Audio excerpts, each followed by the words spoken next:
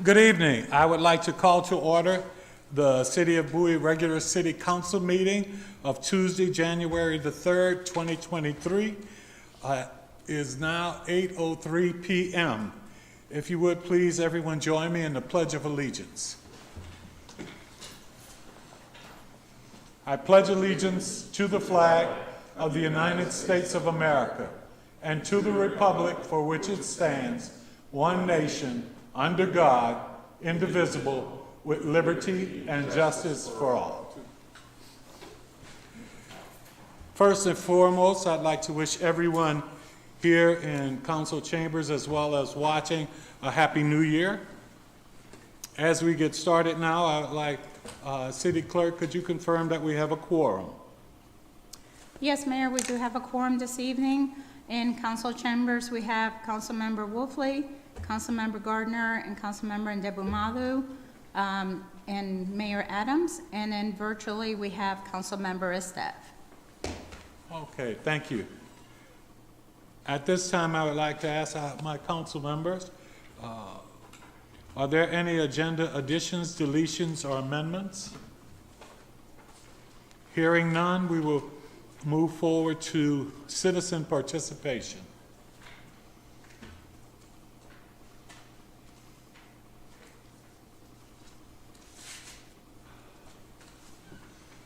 Thank you, City Clerk. At this time, we'll have John Pfeiffer.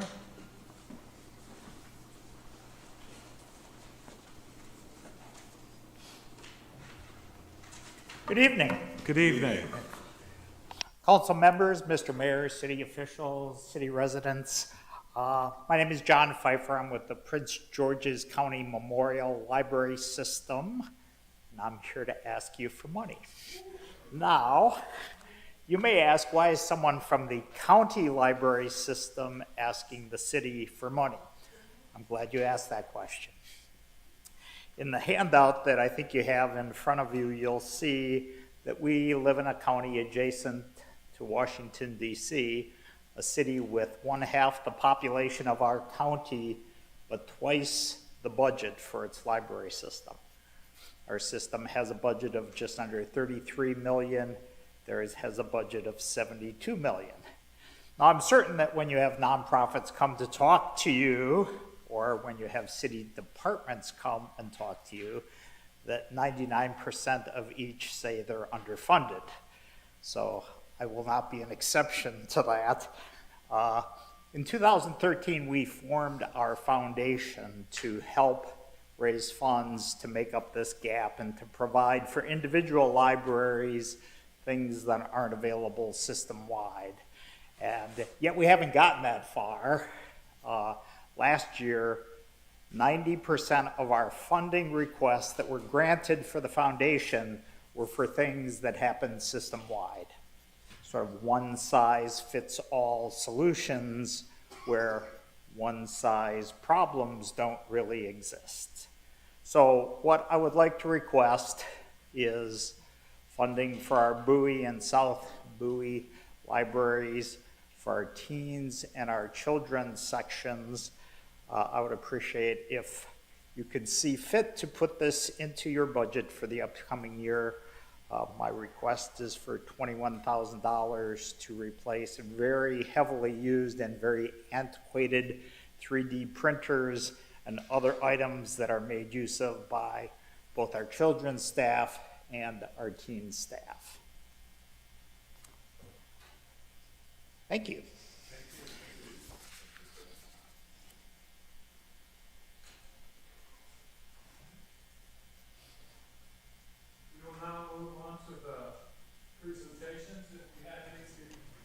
No, we don't, Mayor. City boards and committees, we have some appointments and reappointments and the swearing in. At this time, I would like to present to council some committee appointments that we're looking at. Mrs. Barbara Johnson was interviewed on November 7th for appointment to the Economic Development Committee. The council concurred to appoint her to the committee as a member for a 2-year term. Please move to appoint her. So moved. Second. It's been moved and properly second. Any discussion? Hearing none, all in favor, please respond with an aye. Aye. Opposed, same favor. Hearing none, motion carries. Mr. Clinton Truesdale, Sr., was interviewed on November 21st for appointment to the Economic Development Committee. Council concurred to appoint him to the committee as a member for a 2-year term. Please move to appoint him. So moved. Second. It's been moved and properly second. Any discussion? Hearing none, I'll call for the vote. All in favor, please respond with an aye. Aye. Opposed, same favor. Hearing none, motion carries. Mr. Zachariah Lowe was interviewed on November 21st for appointment to the Education Committee. Council concurred to appoint him to the committee as a member for a 2-year term. Please move to appoint him. So moved. Second. It's been moved and properly second. Any discussion? Hearing none, call for the vote. All in favor, please respond with an aye. Aye. Opposed, same favor. Hearing none, motion carries. Ms. Adrian Bigelow Lewis was interviewed on December 5th for appointment to the Economic Development Committee. Council concurred to appoint her to the committee as a member for a 2-year term. Please move to appoint her. So moved. Second. It's been moved and properly second. Any discussion? Hearing none, call for the vote. All in favor, please respond with an aye. Aye. Opposed, same favor. Hearing none, motion carries. Ms. Kara Hunt was interviewed on December 5th for appointment to the Diversity Committee. Council concurred to appoint her to the committee as a member for a 2-year term. Please move to appoint her. So moved. Second. It's been moved and properly second. Any discussion? Hearing none, all in favor, please respond with an aye. Aye. Opposed, same favor. Hearing none, motion carries. I would like to ask the appointees to please come forward for the swearing in, if you're present.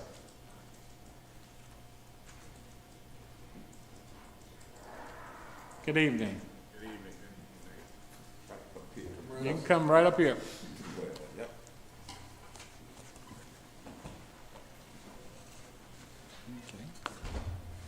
Please raise your right hand and repeat after me. I state your name. Do swear or affirm that I will support the Constitution of the United States and that I will be faithful and bear true allegiance to the state of Maryland and support the Constitution and laws thereof. And that I will, to the best of my skill and judgment, diligently and faithfully, without partiality or prejudice, execute the office of regular, and state what committee you will be on. Execute the office of, okay. Thank you. According to the Constitution and laws of this state. Congratulations. Thank you. Please, we have something for you. Let's see who we have. Barbara. Barbara? Here you go. Congratulations. Thank you so very much for joining. Yeah, you got to work down the line. There you go. Thank you. Congrats. Clinton? Sir, congratulations. Thank you, man. And thank you for your support. Thank you. Thank you. Supporting Thank you our for city. your support. Thank you. Congratulations and thanks. Much appreciated. And Zachariah, congratulations and thank you for supporting. Thank you. Thank you. There you go. I'm sorry. Thank you. Thank you.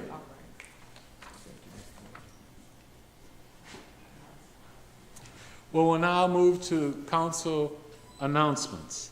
If it's okay with my council, I will go with a quick one. And as I start off, I'd like to thank everyone for all the support, city staff, and everyone in the community for a great 2022. I know it was challenging for us, but we made it through. I am looking for a very prosperous and a very, very productive year for our council and for the city as a whole. Again, in advance, I'm saying thank you to the staff for all you will be doing, as well as what you've done, and to the community, particularly those who have been volunteering and supporting us through all of that. So again, I'd like to say thank you and a happy new year. Any other announcements from council? No, sir. Okay, hearing none, we will move on now to the city manager's report. Good evening, Mr. Mayor, City Council, and residents out there in television land, especially folks in the K section, grandchildren. I'd like to wish everybody a happy new year, and we're working hard right now on our budget preparation for the 2024 budget, and that's the focus of our involvement. As a matter of fact, later on tonight, the very end, saving the best for last, the financial director is going to give you a budget update, and we'll be seeking some direction. Thank you. Thank you, city manager. We will now go to the consent agenda. I'll entertain a motion. Mr. Mayor, quick question for the city manager. Go ahead. Where do we stand with the applicant pool? And do we have a count yet for the Well, two? the applications have been accepted by the city clerk, and she can give you a report on that right now. As of this afternoon, there's a couple of applications still that we're finalizing, but we have pretty large number for at-large. We have 38 applicants, and for District 3, we have 17 applicants, and then there's like the ones that we're still trying to finalize verification on some of them. So it could add either way, 3 to either one. So we're hoping to have the list finalized and made public by noon tomorrow. Lovely. Thank you very much. Okay, It looks like we thank got our work cut out for us. So again, at the consent agenda, I'll entertain a motion. Mr. Mayor, I move for approval of the consent agenda. It's been moved and properly second. Any discussion? No. Hearing none, I'll call for the vote. All in favor, please respond with an aye. Aye. Aye. Opposed, same favor.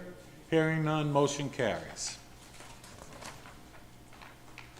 We will now move on to old business.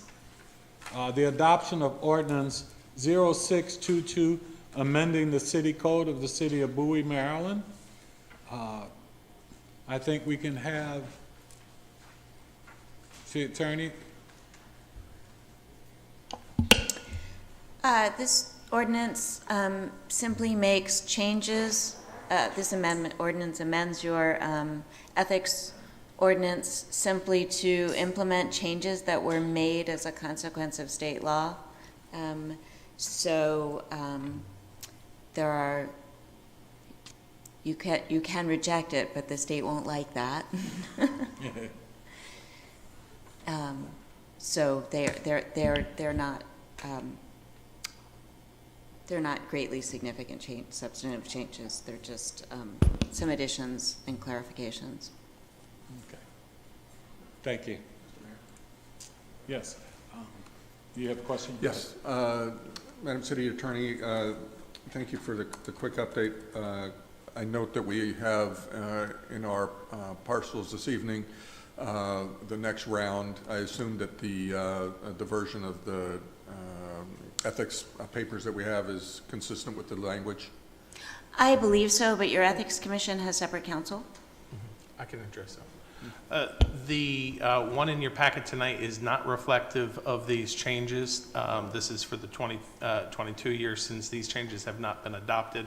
They will be incorporated into the next round of financial disclosure statements that go out. Okay, very good. So we can proceed with what we have? Yes. Okay. Next question for you on the same matter. We now have 38 plus 17 applicants here. At what stage do they get a copy of this? They have all received it per their applications being submitted, correct? Not these, Not these? not for the Okay, they would get it once they're appointed. Is there, would there be any value in distributing it in advance? I don't know, perhaps?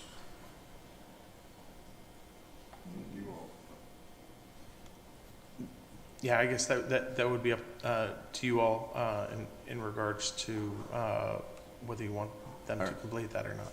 I'll have some discussions with folks. Thank you. Yeah. Right. Thank you. I think we need to now open for a public hearing. Do we have any speakers? No, Mayor, there's no one signed up for this evening. Okay, I will now declare the public hearing closed. At this time, we'll entertain a motion. Mr. Mayor, I'd like to move for the adoption of ordinance O-6-22, amending the code for the city of Bowie, Maryland, Chapter 2, Administration, Article 5, Public Ethics, to incorporate changes required by state law to local ethics ordinances regarding conflicts of interest and financial Second. disclosures. Second. It's been moved and properly second. Any discussion? Hearing none, I'll call for the vote. All in favor, please respond with an aye. Aye. Opposed, same favor. Hearing none, the motion carries. We will now move to the new business. Detailed site plan for DSP 98061-05, Raising Cane's Restaurant. Developer is requesting the city's approval for recommendation for a 3,331 square foot restaurant with drive-through service. The subject property is located at 16401 Heritage Boulevard on a 2.08 acre zone TAC E at Sound Activity Center Edge. If we could, Mr. Minor? Yes, good evening, Mayor and members of the council. I'm Joe Minert, the City Planning Director, here to review the staff report for this item. This is detailed site plan DSP 98061-05 for Raising Cane's Restaurant. This is a proposed redevelopment of the former Chili's restaurant site located at the 16401 Heritage Boulevard. This property is being developed or redeveloped under the provisions of the CM zone, the previous zone category, commercial miscellaneous. The council did review a conceptual site plan back in March for this project and approved an amendment to the Bowie Gateway Center concept plan to permit this fast food restaurant with the drive-through service. So council recommended approval and was subsequently approved by Prince George's County. The applicant has provided a statement of justification, which is included in your packet as attachment 3. The site plan is attachment 4. The landscape plan is attachment 5. And then other information about the building architecture and signage program are attachments 6 and 7. We did hold a stakeholders meeting for the previous review with the conceptual site plan back in February. And the write-up of that is on page 2 of the staff report. In terms of our city review, there is really only one criterion in the Prince George's County zoning ordinance pertaining to detailed site plan approval, and that is that the planning board shall find that the detailed site plan represents a most reasonable alternative for the site design guidelines of the zoning ordinance without requiring unreasonable costs and without detracting substantially from the utility of the proposed development for its intended use. The site design guidelines of the zoning ordinance include things such as parking, loading and circulation, lighting, grading, the service areas, and the architecture. If the plan is found to be in conformance with those guidelines, the plan is eligible for approval. In terms of our review, we found that there are no outstanding issues with respect to this detailed site plan. The Bowie Advisory Planning Board reviewed the case and held a public hearing on December 6th and also found in favor of the plan recommending approval as well.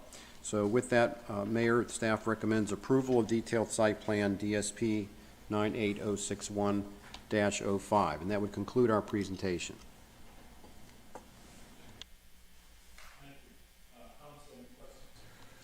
Yes, Mr. Mayor, thank you.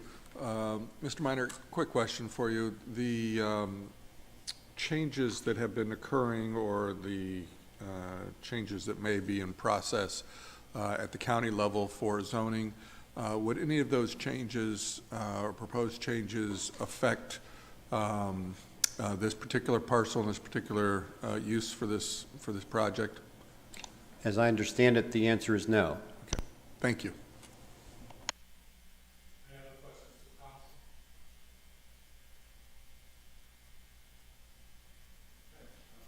This time, we will hear from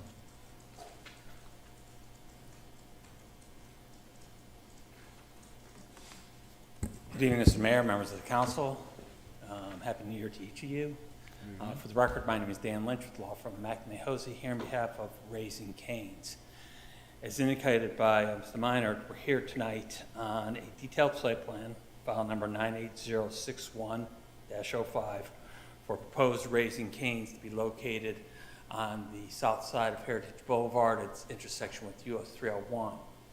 As also noted during Ms. Minor's presentation, we were before you in March of last year on a conceptual site plan for this property, at which time this council recommended approval of that request.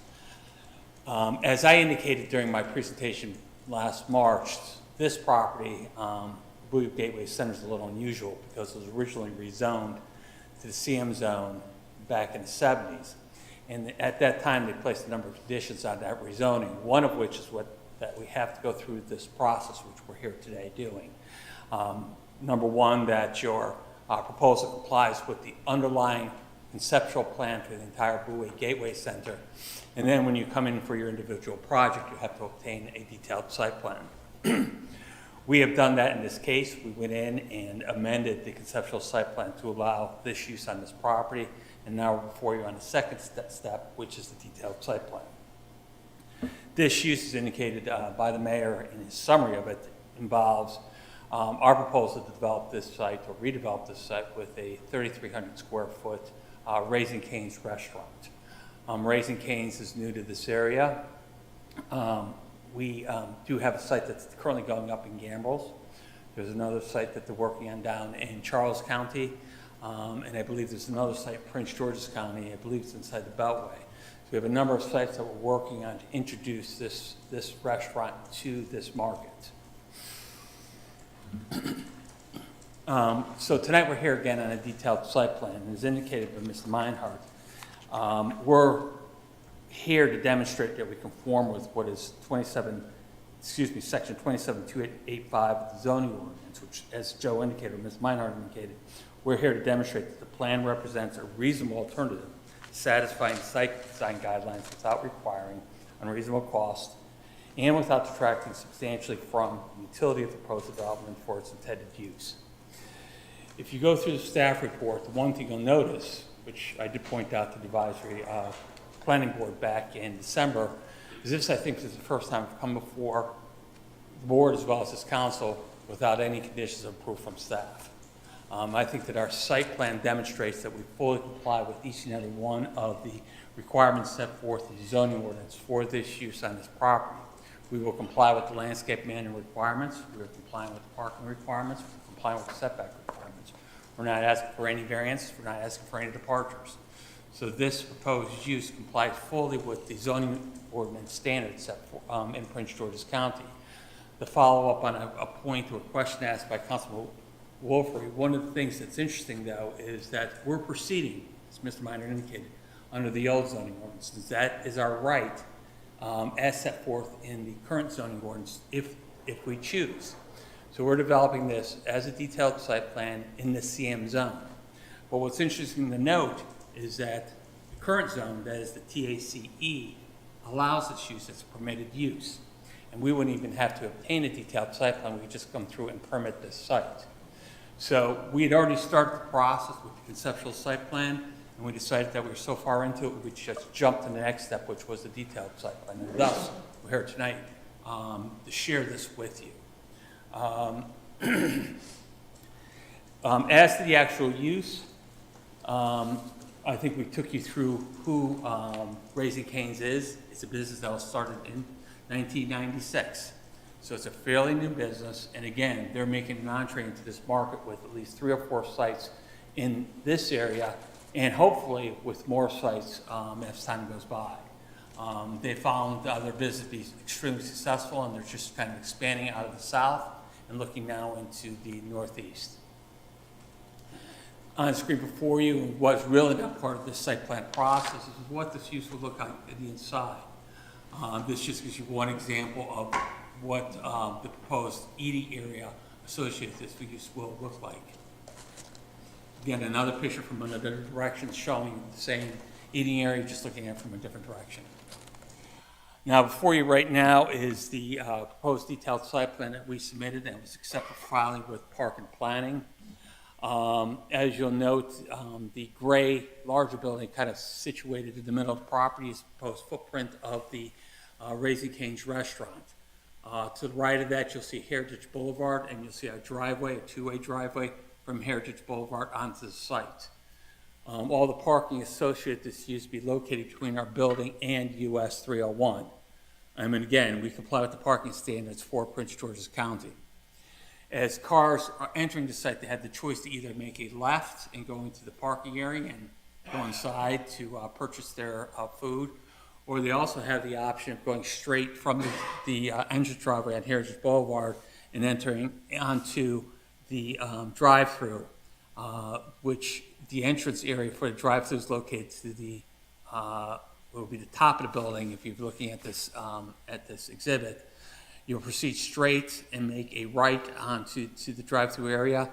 And we're anticipating, based upon the analysis that we did, that drive-through area could probably accommodate at least 16 cars from your pickup window all the way to the entranceway, which is located along that northern driveway entrance. We've looked at this, and we feel this circulation pattern really works for us. The one thing we had to be careful of is between our parking area and US 301, there's an existing access easement, which allows the 2 other businesses, one of which being the Navy Federal Credit Union, access from Heritage Boulevard to their business. So there is a existing easement which will be maintained, which will ensure that those 2 businesses continue to have access to Heritage Boulevard from their sites.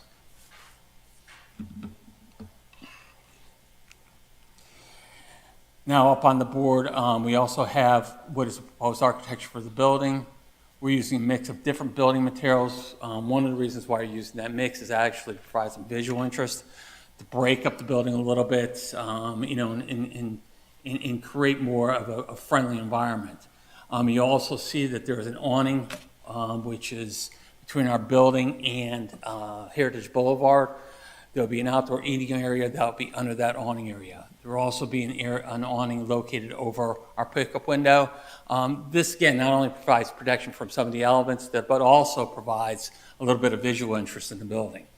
So a lot of thought went into this, and again, between some of the architectural details as well as the building materials, I think it's a very attractive building.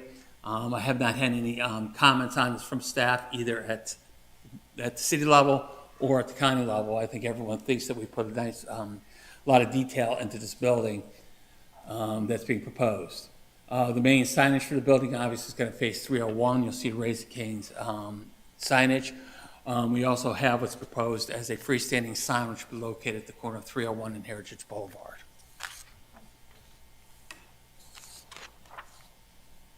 And again, I think that pretty much wraps up the presentation for tonight.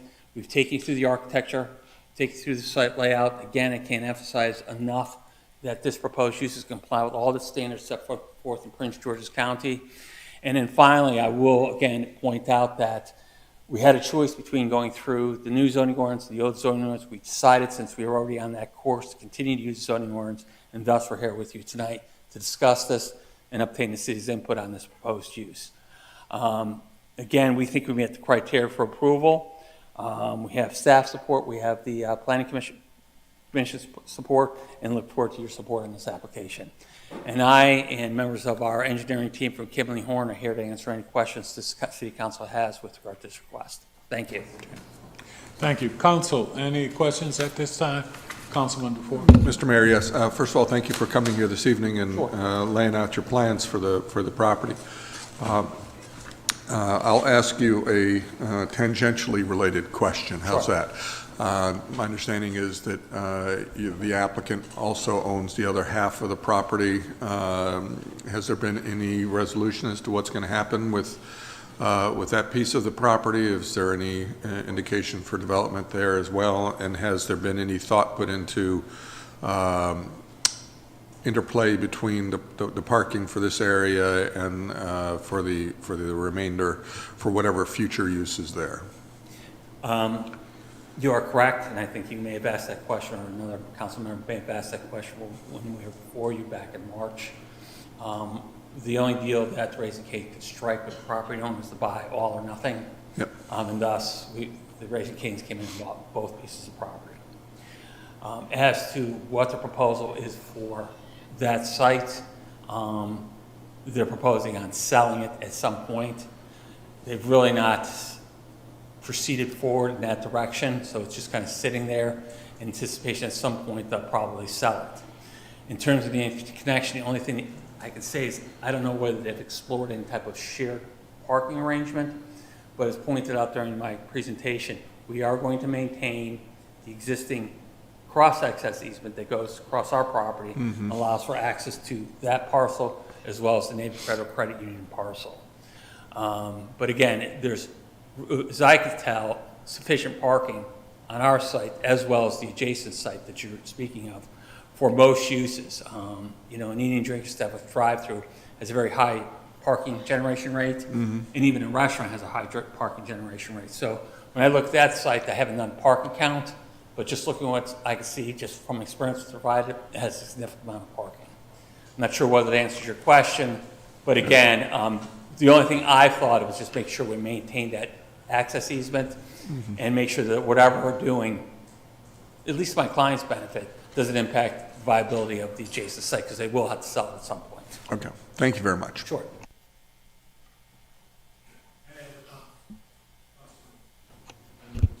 Thank you, Mr. Mayor.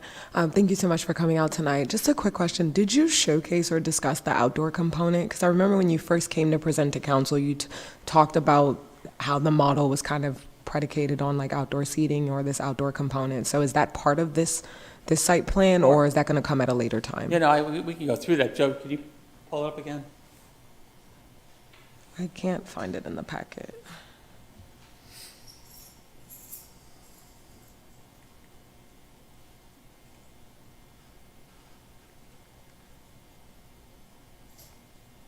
There you go. So if you're looking at this, you'll see that the building is basically, there's an area between the Heritage Boulevard, okay, and the building. And you can see that there's up there, you go up a little bit to right there. That's the outdoor eating area that would be covered by a canopy.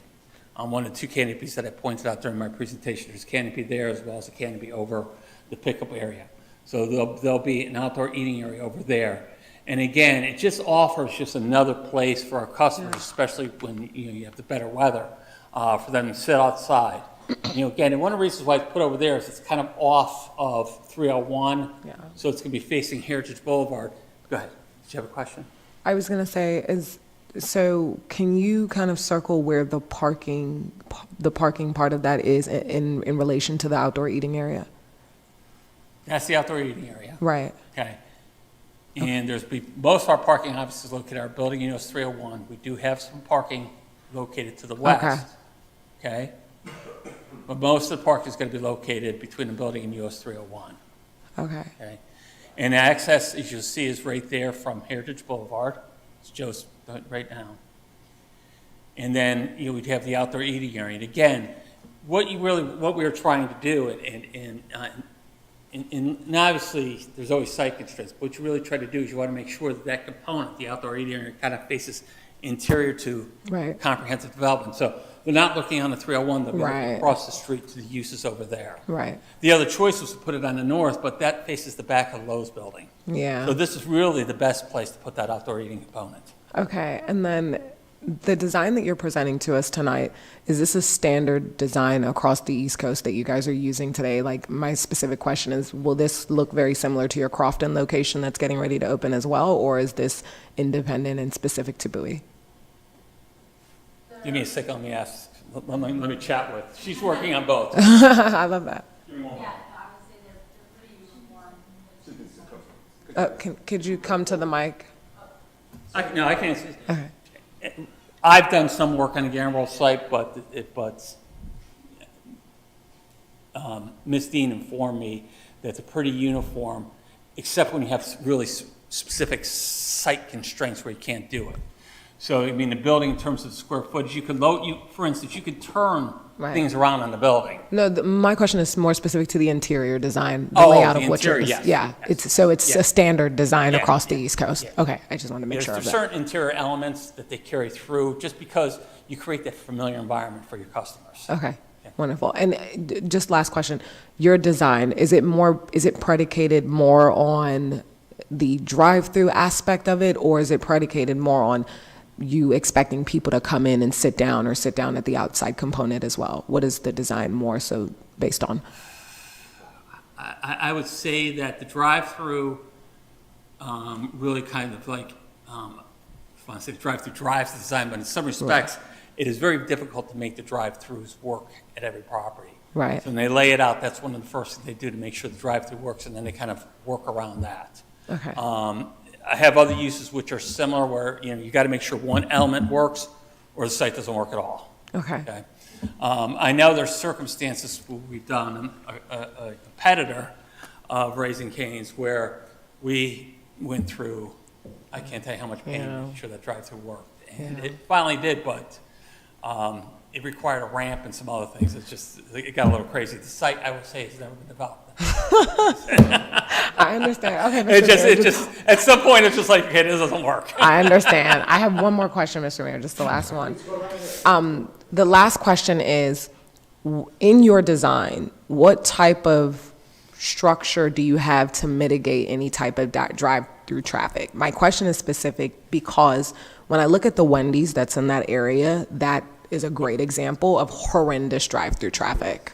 The Wendy's. Wendy's, okay. Yeah. So I'm just trying to understand within this design, what type of design structures do you have to mitigate that possible experience? Safety structures? Yeah, the safety structures or any type, the flow, all of that. Well, the one thing that we did, and again, I've seen this kind of develop over the years of doing these types of restaurants, is they've really tried to make sure that, the pedestrian element and the drive-through element are separated. And so you'll see that you have a long queuing area for the drive-through, which is away from, obviously, the outdoor eating area. And we also put in the crosswalks between the main parking area. It goes over the exit area for the drive-through, but there is a crosswalk there to kind of indicate to drivers that there's going to be a possibility for pedestrians in that area. So you do try to segregate it in that way. And there's also, for instance, curbs to make sure that the vehicles in the drive-through queuing area kind of stay separate. But, again, that's what we do. Okay. We don't have anything in terms of bollards Okay. installed on this site, but we do a lot in terms of overall design. The other thing that you may or may not notice, and again, a lot of folks don't notice if they just constantly go to this. It's very interesting how, and not necessarily on this site because it does have two-way traffic, but you see with others, they basically go from two-way to one-way in a lot of the parking lot layout. The reason why to do that is, once again, you always know traffic's going to go in one direction, so you got to Right. get that, again, possible conflict between pedestrians Right. and cars. We didn't have as much of an option here. There's a lot of reasons why we couldn't do it here, but there are situations you'll see. You may have gone to McDonald's for 30 years. You say McDonald's one day, you say, why is this one way suddenly? One of the reasons why is basically Chick-fil-A is doing that. Yeah. Chick-fil-A is a great example of that's that. one of the things you do. Yeah. You'll see that happen quite often. And they'll do that normally as part of an overall redevelopment of the site in order to, when they want to go from the single drive-through point to two. Right. And increase, they'll go from two-way to one-way. And that, I'll say this, is for pedestrian safety reasons. That's why they do it. Okay. Okay? Awesome. Thank you so much. It's a two-drive solution, right? Yeah.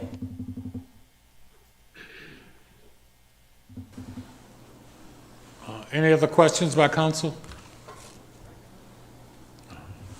Hearing none, thank you very much. Thank you very much. Have a nice evening. At this time, I would like to open the public hearing.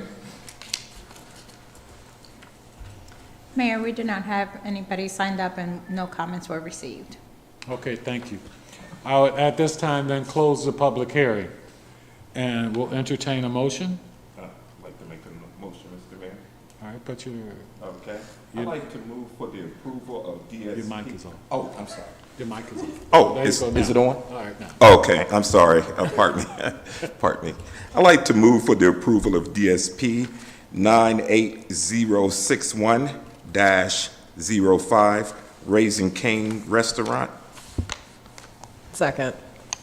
It's been moved and properly second. Any discussion?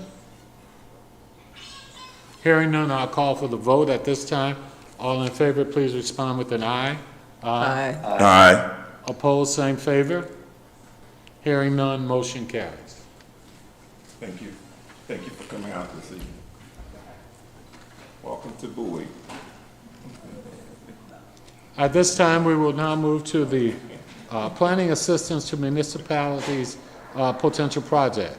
Staff from the Department of Planning and Sustainability will brief the city council on a funding opportunity to conduct a state of place community planning assessment of the Bowie Center and other areas of the city. Mr. Minor? Thank you, Mr. Mayor, and good evening, council members. I'm Joe Minor, the Planning Director. Here tonight to discuss with you an opportunity that I feel exists working with the Park and Planning Commission. Council will recall about 5 years ago, we partnered with the Park and Planning Commission on a sustainability plan for the city, and it was a very popular and well-attended effort. That plan serves us well and has provided direction to the city in becoming a more sustainable community. The staff from Park and Planning reached out to me from their planning assistance program last month and asked if we might have any ideas for projects in Bowie. What I recommended to them was that we look into the state of place analysis as a possible option to continue to examine the potential to improve the Bowie Center as identified in the general plan. When council took its position in the Bowie Master Plan hearings last year, one of the things that you had recommended was an assessment of the Bowie local center to identify what could be done to maximize its potential, as the county was doing with other centers throughout the county, looking at elements such as people, walkability, place, transit and access, market, leverage, and capacity. Those assessments we felt would help us to raise the city's completeness score as a center and become more competitive and more economically viable. Park and Planning at the time of the approval of the master plan did not accept the city's recommendations for an assessment, but that leads me to the suggestion tonight that because of this planning assistance program, we are in a position to request some methodology that would help us to assess the center, as well as some other areas of the city, including Old Town Bowie and the Maryland Route 450 Main Street area. The state of place analysis, I provided you in your packet some of the details as to what that involves. I actually attended some training on this back in 2012. The Metropolitan Washington Council of Governments held some staff training downtown in DC, where groups of members who came to participate in the training were actually out making survey observations using a checklist format within the various neighborhoods, and that information was combined, and we learned how to use that tool, and eventually took the tool back to our communities, and we did analyze a few neighborhoods of the city just as a pilot using that methodology. So the state of place analysis is something that I think would really help us to provide, to some degree, an assessment of the characteristics of the city's neighborhoods, including Old Town Bowie, the Bowie Town Center area, the Maryland Route 450 area. The planning assistance to municipalities program would pay for 100% of the cost of the study, so that would not involve the city funding anything. We would just have to make an application, and hopefully, from the feedback I've gotten, this seems to be a very interesting project to the Park and Planning Commission. It, in some ways, could serve as a template for them to use in other communities of the county as well. So I believe this is an excellent opportunity for us to build on the recommendations of the Bowie Master Plan, which I feel did not go far enough in terms of providing sort of a blueprint for some of our neighborhoods and how we can enhance them going into the future. So I would request council's support to move forward with an application, and I'd be happy to answer any questions if you might have them.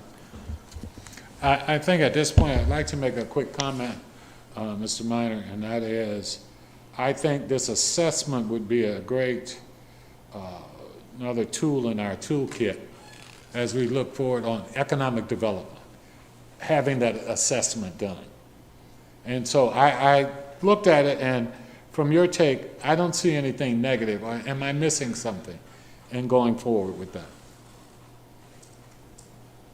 No, I think it's going to provide us with a framework which we can use to build recommendations. I think we can, if we want to focus more on the economic side of it, it can be set up that way so that we do spend more time on that section.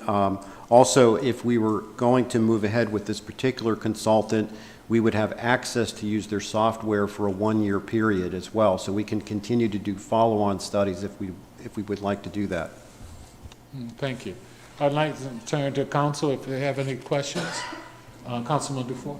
Mr. Minor, thank you for your efforts on this. I do think it's a great opportunity for us to try and establish some placemaking for the city. And I think that's it's a great opportunity, and I appreciate your endeavors so far. And I think that's a good thing to move forward with. Thank you. And any other questions or comments at this time from council? Mr. Mayor, then we'll just take that as a consensus to move forward with the application.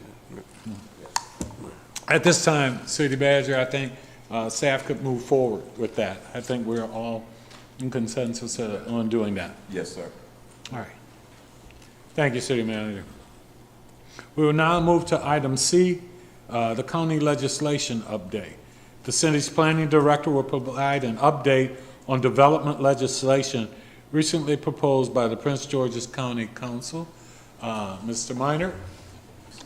Thank you, Mayor. And again, Joe Minert, the planning director. What you have before you is a very detailed memo from the city manager dated December 29th. We've identified a number of county bills that are currently pending. The new county council, as you know, was sworn in on December 5th, and they immediately convened a meeting on December 12th and proposed a number of legislative bills and 3 resolutions that would affect development. And I've listed the bills in order there on pages 1 and 2 of the memo. What I also wanted to describe is that the resolutions that were approved, the 3 resolutions, are in a sense a stopgap effort by the new county council to affect some of the decisions that would have to take place legislatively, but by resolution, by policy, the county council is setting forth their desire to go in that direction. So CR3, CR4, and CR5 affect a number of the bills that I've listed on pages 1 and 2. And so those resolutions have already been approved, so the policy has already been put in place by the county council, and they intend to follow up with the legislation over the next month or so. All of these bills that I've mentioned are going to the county council's Planning, Housing, and Economic Development Committee on the next few weeks. The first opportunity will come up next Monday on the 9th of January, where the committee will meet to take up a number of these bills. Public hearings are also scheduled. It's interesting that the county council, when they presented these bills on the 12th of December, also took action to immediately send the bills to public hearing. Typically, the process is that you go to the committee first, get a favorable vote out of committee, and then schedule the public hearing. So these bills, CB 12, CB 13, CB 14, 15, 16, 17, and 18 are all moving ahead to public hearing. which would probably take place sometime in February. In terms of our analysis of the legislation, and I don't want to go through each and every one of these, but the first group of bills, 13, 14, and 15, effectively will reverse decisions that were made about 2 months ago on county bills that the city took a position against. CB 69, CB 77, CB 78, and CB 92 were all bills that the city council reviewed and decided to oppose. 3 of those bills were approved. CB 91 was withdrawn by the sponsor. And so the effect of the current legislation, that's CB 13, 14, and 15, will be to reverse the approval of the previously approved bills, and that would conform to the position that City Council took when you sent your letter down there. So it would make sense for the city to support that legislation. Some of the bills that really would not apply to the city to any great extent. So CB 16, I point out, we have very few properties that are in the industrial employment zone, so we recommend no comment on CB 16. CB 17 is the bill that affects the Freeway Airport property, and as council's aware, there have been several court challenges, and in fact, the latest is that the Court of Appeals has decided to review the special appeals decision, which reversed the decision of the Circuit Court and struck down CB 17 2019, which was the law that the County Council passed to permit townhouse development on the Freeway Airport property. So that outcome of that Court of Appeals decision is going to be critical in terms of the direction of what will happen on the Freeway Airport property. CB 17 2023 is set up to sort of nullify the effect of CB 17 2019. It would essentially put that the allowance that was provided for attached development in the RA zone, it would eliminate that as a possibility. So one of the things that we recommend here with respect to CB 17 is that the city support the proposed bill, but also look at the fact that the language in the bill does provide for an exemption or a grandfathering for projects that do have a development application that has already been accepted. And with the Freeway Airport site, there is a preliminary plan of subdivision that was approved, and it's currently valid. If the court would rule in such a way that the developer could go ahead, then CB 17 as it's currently drafted would essentially grandfather that project. And I don't know that that was the intent of the sponsors of the legislation, so we feel that we should recommend in the city's position statement that the county amend CB 17 2023 to eliminate the grandfathering statement that says unless an application for development is already filed and accepted. So the next bill, CB 18, reflects the LTO zone, which is a zone that exists near Metro Rail stations, so there's really no need for the city to comment on CB 18. CB 2 2023 provides for a lot more of a structured process when it comes to dealing with legislative amendments. Those are the zoning text amendments. The new procedure would increase transparency, require a vigorous analysis of any proposed amendment, requiring a county planning board hearing, for example, and adding some criteria for consideration and approval. One of the things that the city has recommended in the past with respect, and I'm talking about years ago, over multiple years, the city recommended as one effort to try to address the text amendment situation would be to handle the text amendments in batches or groups. similar to how the county water and sewer plan amendments cycles are structured, so that you would have an opportunity, anyone who wanted to propose a legislative amendment would put those into a cycle, and they would all be reviewed concurrently, and that would increase the public's awareness of the amendments under review. So we would recommend, again, that the city recommend that type of approach to this as an addition to the items that are already contained in CB2. CB3 recommends a new requirement that is a criterion that would require that for a special exception application or a detailed site plan application, that those uses would be found to be in substantial conformance with the area master plan and applicable county plans and policy documents. Currently, both of those types of review, levels of review, special exception and detailed site plan, do not have to go through that particular finding. The conformity finding related to the master plan is done at the time of preliminary plan of subdivision. So with respect to this new additional requirement, we found that it would be redundant if a proposed use had already gone through a preliminary plan review and found conformance with the master plan, and then later had to do a detailed site plan. If the finding was already made at preliminary plan, we believe it would not have to be made at the time of detailed site plan. And so with that particular comment, we recommend that the city support CB3 and just to eliminate the redundancy. Moving on to CB5, this particular bill changes for gas station uses only, changes the grandfathering or the time period under which you can use the old ordinance from 2 years down to 1 year. And we're not quite sure why the county council has selected gas station uses only as being singled out for this shorter period.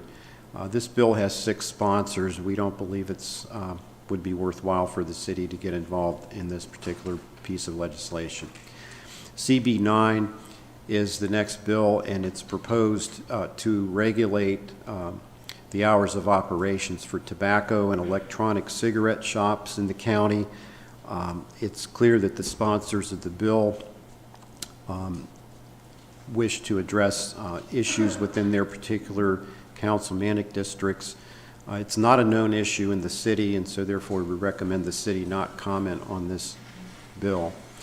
CB11 relates to consolidated storage, and the sponsors of CB11 are prohibiting, they want to prohibit consolidated storage in the commercial zones, as well as the TAC edge zone and the LTO edge zones, basically reserving those types of uses to the industrial zones. And there are several properties in the city that have pending proposals now for consolidated storage in the commercial zones, including the one at Bowie Marketplace. There's one proposed on Old Annapolis Road, and then one that's currently being discussed on Elder Oaks Boulevard off of Excalibur Road. So all of these uses would be prohibited upon the effective date of CB11. We recommend, however, that the city not comment on this particular bill because at one point in time, the city council had some recommendations in the development review guidelines regarding consolidated storage, and those guidelines were that the consolidated storage should be located on the periphery of the community, such as along US 301. But as the industry evolved over time, it appeared that there's much more of a demand from the residential community as well as business community for these types of facilities, and having them nearby seemed to be an asset, and that particular guideline was dropped from the City Council's development guidelines. So that's just part of the rationale. We believe that the city should not comment on CB11. And finally, CB12 is one of the larger, wider-ranging bills of impact. What CB12 will do is it will go in and reverse a number of bills that were approved over the past several years, text amendment type legislation by the county council, ranging back from 2018, 2019, 2020, and 21. There's a total of 18 bills, separate bills being reversed or negated or nullified by CB 12. Looking at the particulars of those 18 bills, and we've listed those individually in the report, there really was only one that affected a property in Bowie, and that was the CB 13 2019, which City Council supported for the Dunkin' Donuts reuse of the bank building at the corner of Maryland 197 and Old Chapel Road. And that was an opportunity there to take a vacant building and allow it to have some economic use. And it is a viable business now. Council supported that. So that bill would actually, that legislation would be reversed, the effect being that the current use there at Route 197 Old Chapel Road would become non-conforming.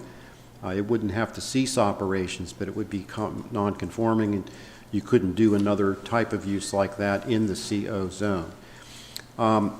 We discussed a little bit of the rationale here behind why the county council makes zoning text amendments. In a lot of cases, they're related to opportunities such as the one I just mentioned to accommodate a valuable economic development situation. In other instances, the county council may act to address unintended practical issues with existing regulations. And so there is merit to the legislators having the ability to modify the law to respond to changes in county council policy. And so really the larger issue is related to the process more so than the approval of individual amendments. And as I mentioned earlier, CB2 is going to really add some new requirements to text amendments and really strengthen the process. So we feel that that process will become much more transparent and deliberative. And so we're recommending that CB 1223, we think that the city should not take a position regarding the reversal of all of those individual 18 bills. And so just to sum up, Mr. Mayor, we recommend at the end of the report here that council support a number of the bills, in particular CB 13, 14, and 15, as I mentioned, is conforming to your previous position of record. CB2, which is the one that enhances the transparency of the process, and recommending additionally that they batch up the amendments into cycles like the water and sewer plan. CB 17, the project that, or the bill that would affect the freeway airport property, we wanted to support that legislation, but recommend that they eliminate the grandfathering provisions that are based on the filing and acceptance of a previous application. And then finally, CB3, we recommend supporting that bill with the comment that if the use was already reviewed during the subdivision process, that it not be required to go through that process again at a subsequent step. So that's our recommendation with respect to all of these bills. And if you have any questions, I will try to answer them. I don't know everything about this stuff, but I have spent quite a bit of time studying it and trying to keep up with what the county council is doing. So if there are any questions, I'd be happy to answer them. I would like to, at this point, make a comment. And I think as we address CB 17, 2023, and others, I think it's important that we understand with the airport and some of the other things, the challenges we had with the council was that text amendments were used inappropriately. And they went around the system and the transparency of what the citizens should have been able to see and have input on. So I believe that that was the real concern that we've had, again, and that text amendments were used inappropriately, contributed to overdevelopment in areas where we should have had more transparency overall for us to see. So I think what you're saying, Mr. Minor, and I just want to make sure we're on the same page here, is we're saying that as they're looking at doing it differently and making sure that we have more transparency, that we're not going to support language that says if something was done previously and got through on inappropriate text amendments, that we would support those going forward. I think you're saying we would remove that language, correct? Right, for the most part, I think that it's really not worthwhile to get involved in the battle of all of those individual text amendments. A lot of those don't affect properties in the city. They don't have an impact on the city. And if the county council if the current council wants to reverse them, I don't think the city, it wouldn't benefit the city to get involved in that. No. For these other items, in particular, the CB2, as you mentioned, increasing the transparency, that's certainly one that is in line with past council's position, and I think that is one that we would want to weigh in on. Yeah. I think I have to be outspoken, and for transparency purposes, I have spoken out before the county council historically against what I felt were inappropriate text amendments regarding the freeway airport. And I would like this council to continue to support us not being misled and making sure. I think the freeway airport with the dense development they're talking about, as opposed to what was originally zoned there, that they changed with the text amendments, that I think it will negatively impact the city of Bowie. So I do feel on that particular instance, we need to be forthright in saying that I don't believe the citizens of Bowie are interested in that dense development and overdevelopment right there outside of the city, nor do I believe many of the residents from the countywide perspective agree with that use of text amendments to get around the original planning process. So I would hope that we as a council would support those who are trying to stand against the use of those text amendments to have move forward with overly dense development there while avoiding the transparency of how the process should have worked. Any other comments or questions? Councilman? Thank you, Mr. Mayor. First of all, I would stand in agreement with you in terms of the inappropriate use of text amendments that we saw at the freeway airport property.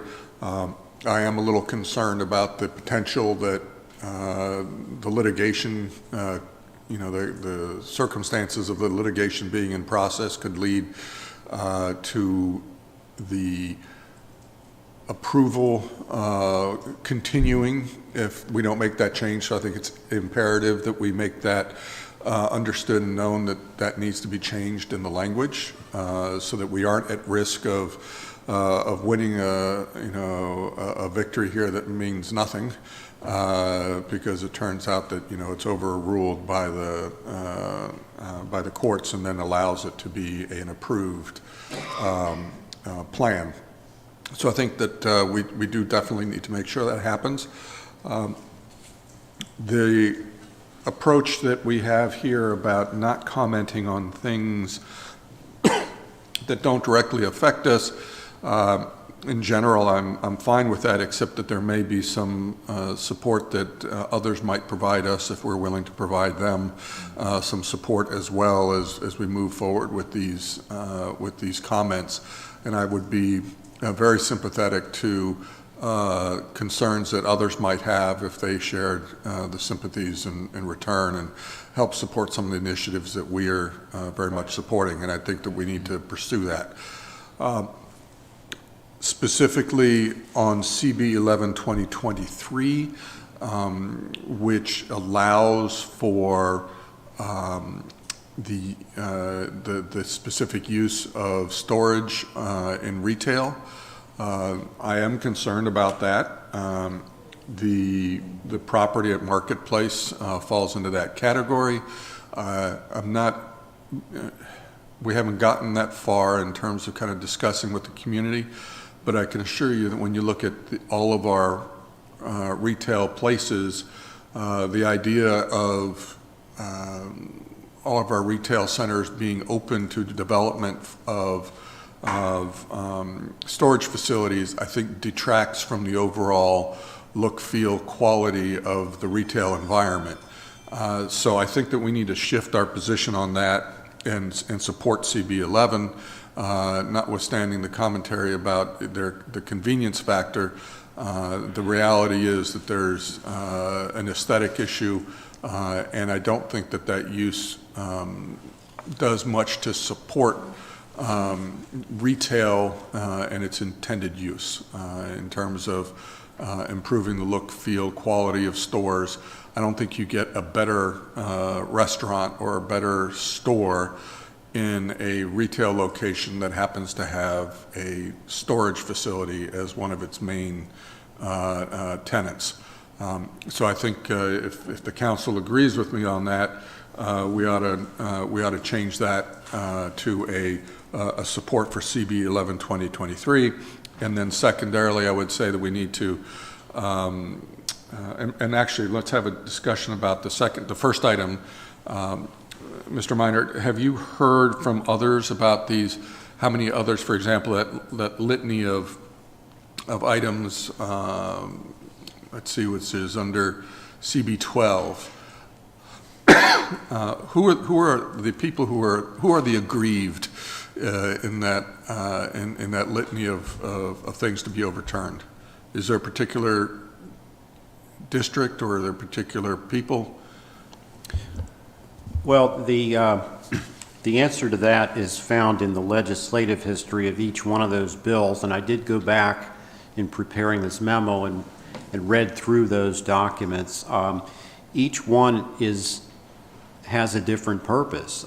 In some cases, it's helping a developer to develop a particular property in which, maybe the text amendment was written so narrowly that it would only apply to one or two properties in the whole county, and that's done deliberately so that it doesn't have a widespread impact. A couple of these bills on that list affect the potential for providing elderly housing in some of the districts. In particular, one developer wanted to do single-story homes, which is one of the objectives the city councils had for a long time for housing, was to try to provide those opportunities for seniors. So a couple of these bills pertain directly to providing elderly housing, which you might think would not be a bad objective. So really, when you read through, each one of these has a unique story behind it, and you'd have to read the legislative history to really get the full depth of it. So I'd say in some cases it's purely to help an economic development opportunity for a particular property. In other cases, it's wider spread. So if we were to look at CB 12, was this introduced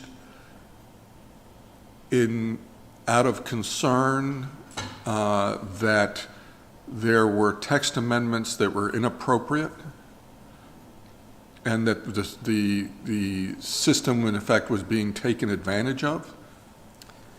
Yes, I think if you read in the memo just above the listing of the 18 cases, I mentioned there that it's instructional to read the whereas clauses of CB 12 to better understand the intent of the current county council with respect to their current efforts to alter the land use laws approved by the prior council.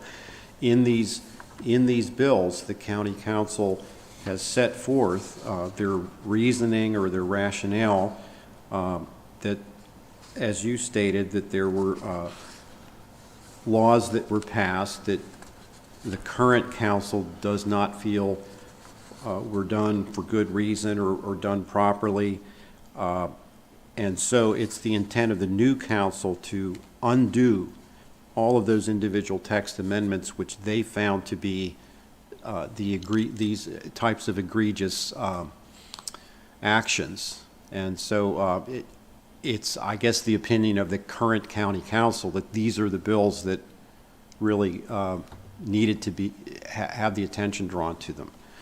Well, if that's a circumstance, and that's kind of where I'm ending up with this, is that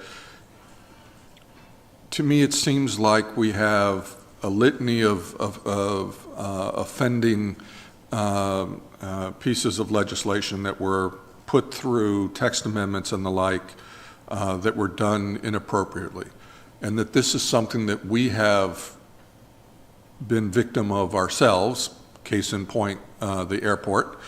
I'm hard-pressed to stand by and say, I don't support it or I'll stay quiet on this. However, I do want to complain about the one that affects me. So it seems to me that there are other people who have the same problem we do, which is somebody went and got their special text amendments with whatever arrangements they were able to put in place and circumvented what might be a more publicly discussed and more transparent process. And with that in mind, I'm like, it's another victim, right? And we're a victim of it as well. And I say we collectively as citizens in this part of the county, as we saw from the airport. If these folks feel like they, they had their lunch money taken, then I'm in favor of supporting them. It just seems to me that I would expect them to have the same outlook for us and our concerns. We are aggrieved. I would expect that they would support us in ours, and I think instead of just standing by silently, I think we need to be, to the mayor's point earlier, vociferous in our concerns.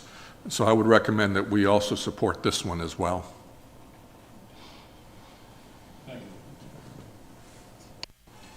Any other comments or questions from the council? I have a few, Mr. Mayor. Go ahead, Joe, Councilman. thanks so much appreciate it. Joe, thanks for the presentation tonight. Going back to CD11 real quick, what impact would this legislation have on the Bourbon Enterprise proposed facility at Marketplace? How would the timing work? Would be to have that project go away. Okay, so you've spoken to Berman's attorneys and they think this would go away. My only thought on CD11 is I agree with Councilmember Wolfley that storage facilities, while they are definitely in demand, and just driving around this region, they're everywhere now, and I see that as evidence of demand, not oversupply. That being said, putting them kind of in the middle of residential areas or, right adjacent to residential areas doesn't seem particularly attractive or inviting. What I would suggest to my colleagues, though, is we need to come up with alternatives, especially Marketplace. We've said no to a lot of things, but we need to start thinking creatively about what we're able to say yes to.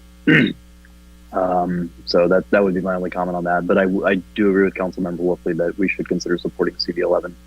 The only other thing, Mr. Minor, I know it's been a lengthy game of tennis back and forth, but on CB17, can you remind me what the zoning was prior to the text amendment, the original text amendment that kicked off all the lawsuits and the new legislation? Well, the zoning up until the Bowie master plan was RA, which is residential agriculture, which is 2 units or 2 acres per one single family house. So you need 2 acres for one house. So the Freeway Airport would have probably handled about 48 dwellings total. And that zoning was changed to the AR zone, which is essentially the same as the RA zone. But the effective CB 17 2019 was to make an allowance for higher density, 3.5 unit per acre overall density, allowing attached units there. And so the dwelling unit count is, I think, in excess of 600 units on the property. Understood. I appreciate that. Thank you, Joe.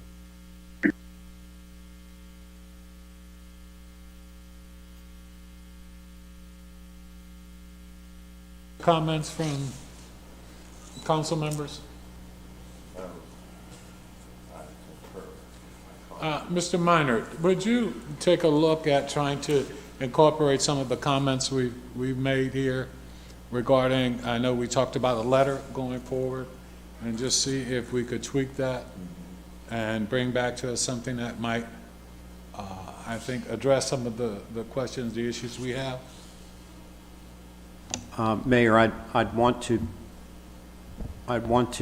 remind you that the comments on the legislation, the committee meeting is going to be held next Monday, the 9th. The comments will be due by close of business tomorrow. So my intention was to draft a letter based on council's specific direction tonight and have that letter submitted by the end of the day tomorrow. Some questions we can contact tomorrow as we reach out to some of our friends, so to speak, to see if they're concerned and make sure we address it. Councilman Wolford? Yeah, thank you, Mr. Mayor.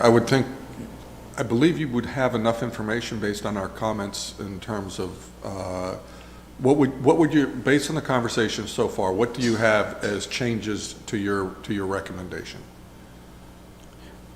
Well, Councilman Wolfley, I would like to hear council take a motion to formalize whatever it is you're recommending, but in addition to the 4 items that are in the memo, I did hear at least 2 council members express a support for CB 11, and then 1 council member expressed support for CB 12, and I think the mayor also had some comments in that direction. So I think it would help to have a vote either on each of the additional items to add to the staff recommendation, or if you wanted to just instruct us to include items 5 and 6 in your motion.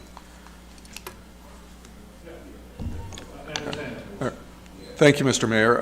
In that case, to help simplify and expedite things, I'll make a motion that we add to the list of items supported to include CB 11 and CB 12, and then also a special emphasis on the transparency for CB 17, the concerns we've had there historically, as well as our commitment to that improvement of the language, so that it, which I think you already have in there, but I want to make sure that we don't lose sight of that.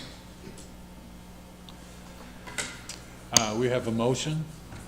I'd like to second that. It's been moved and properly seconded. Any further discussion? Hearing none, I'll call for the vote. All in favor, please respond with an aye. Aye. Opposed, same favor. Hearing none, motion carried. Mr. Minor, does that do it for you? Yes, sir, it's very clear. Thank you very much. Thank you, Joe. Thank you. Mr. Minor. That's a lot of work that went into this, Mr. Minor, and Yes. we appreciate that. Indeed, thank you very much. Thank you. Nice work, Joe. Yes. Okay, at this time, we will now move on to item D, budget guidance for fiscal year 2024.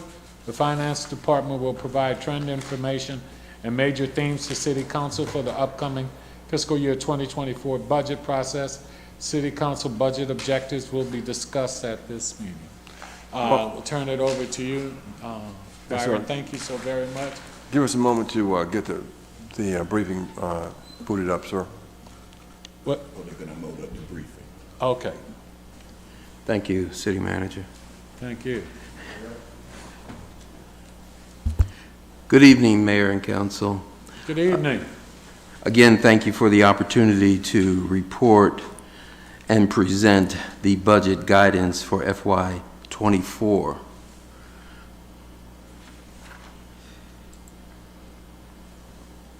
I wanted to start this presentation off a little different than I have in the past and talk about some of the city's successes during the last fiscal year. And the first one is exceeding the fund balance policy of 25% of revenue, our AAA bond rating, our constant tax rate for the last 14 years, robust core services that the city provides all its residents, and just to list a few of those would be animal control, communication and outreach, economic development, emergency management, leaf collection, mosquito control, park maintenance, police, recreation, recycling, stormwater management, streets and sidewalks, and recreation facilities. I just picked out a few of our core services there. The city has many, but I wanted to indicate that those services are where the bread and butter is for the city of Bowie. Development of South Lake, as we know, that's a property off 301 and 214 that will, in its development, provide a stable tax base for the city in the upcoming years. Staff increases over the last 14 years. Staff has increased by 67 FTEs over the last 14 years. And I wanted to talk a little bit about pandemic survival, and that more specifically addresses city staff, and more especially public works and emergency management, the job that they did for the city as guiding us through the pandemic. And City Manager, I didn't know if you wanted to make a comment there, but I had a spot for you. Thanks, Byron, you're all right, I'll tell you what. I did want to chip in on that one. The evidence of the pandemic, and which I think is becoming a situation for us now, was that for those 2 years when we were under the gun, our emergency management team performed exceptionally, and our solid waste, recycling, police, rangers, code people continued to deliver services seamlessly through that process, through that period, even when everybody else was at home and couldn't move. So I just like to make that point, because that was something all cities can't say. Some cities couldn't pick up trash on certain days. Some cities had their entire divisions wiped out by COVID and their residual tracking. But we didn't have that happen. We got everybody vaccinated, and we managed the COVID, the contagious aspect of COVID-19 in an exceptional manner down to the lowest supervisor, which helped us survive it.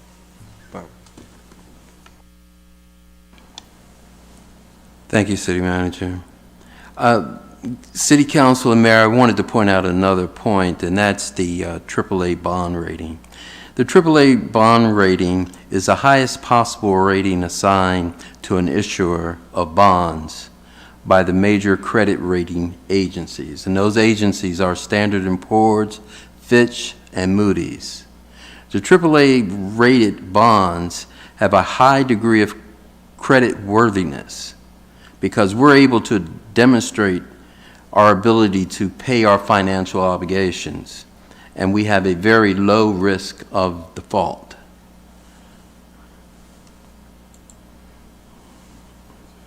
I wanted to share with you our total personnel over the last 10 years. This is a additional slide for this year, but I just wanted you to see how we have grown over the last 10 years.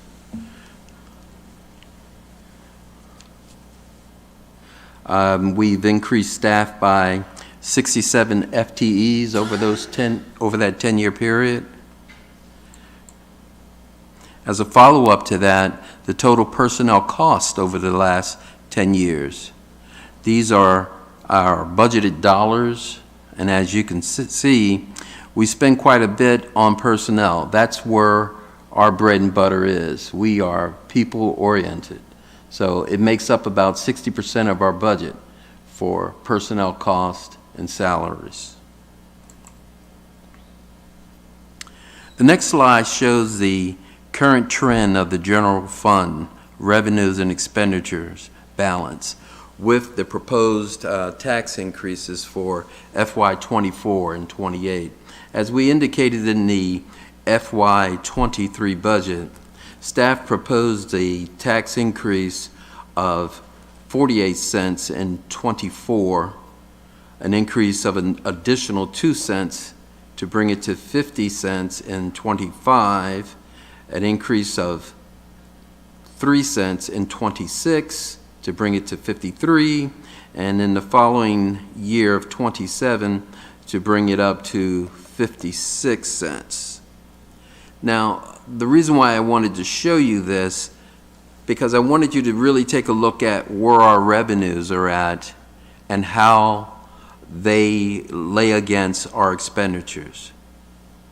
And you can see that in 24, 25, 26, based off our current projections, that we will be using part of our fund balance for those particular years. In 27 and 28, based off the proposal, we will see a slight increase in our fund balance.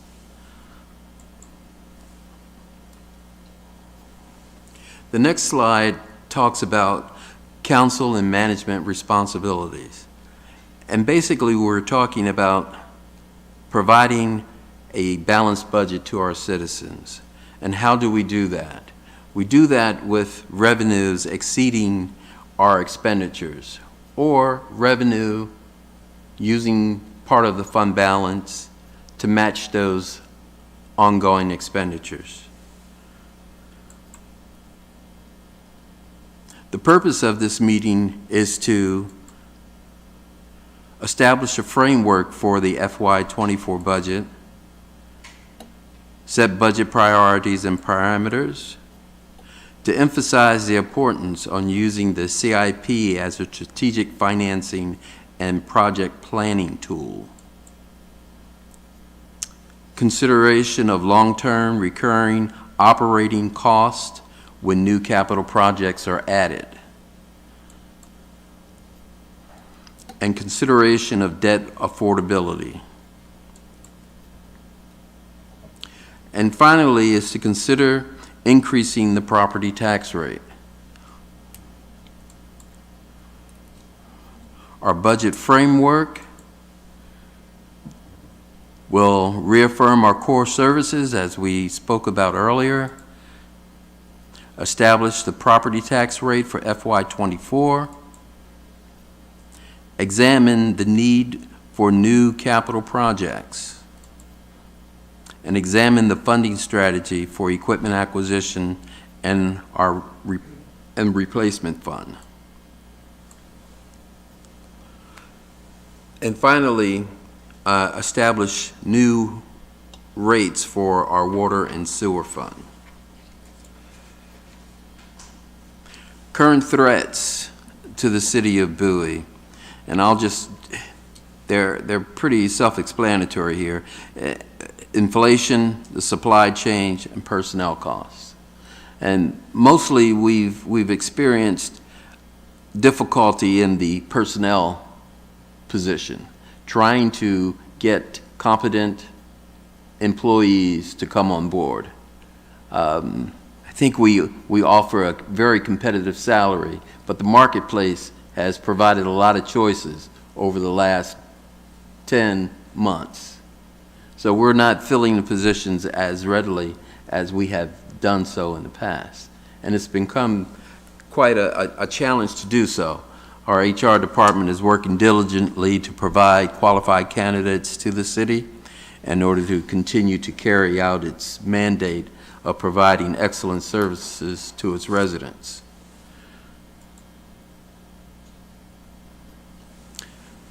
This is a schedule that everybody's familiar with. This is our budget development schedule. I won't spend too much time on that. But as you know, in January, we come before City Council with our budget guidance meeting.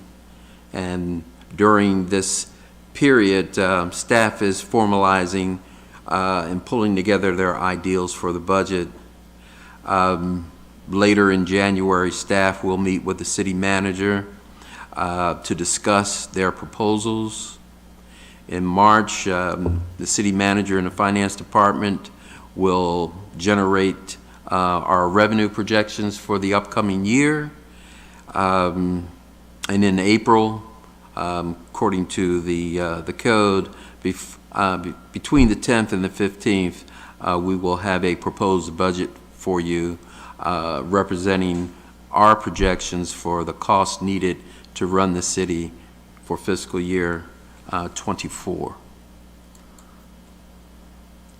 Our physical policies, I won't spend too much time here because I think we understand those very well. They've been in place for many years, and it's done the city well over those years. As most important is that the fund balance and capital projects, to point out the highlights there. Well, when we're talking about capital financing,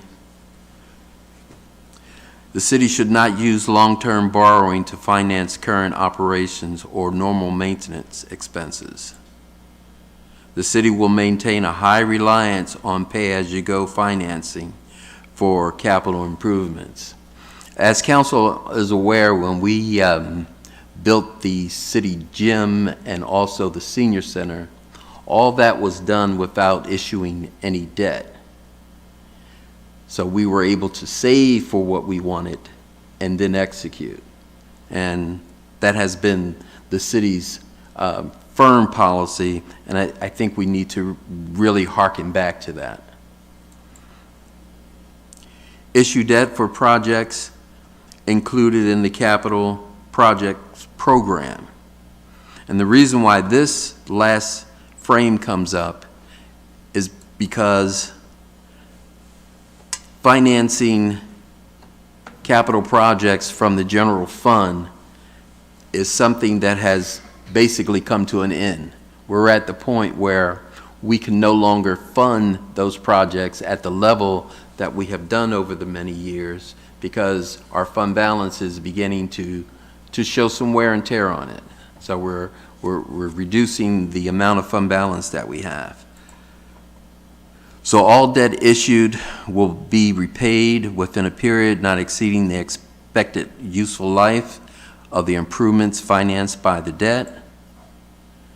The city will maintain its tax-supported bonded debt at a level that does not exceed 8% of the assessed valuation of taxable property within the city, and the ratio of debt service expenditures as a percentage of general fund revenue should not exceed 4%.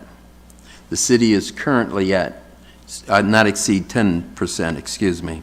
The city is currently at 4% right now. The fund balance policy for the city is that the fund balance should remain at 25% of annual expenditures. A history of the fund balance over the last 10 years.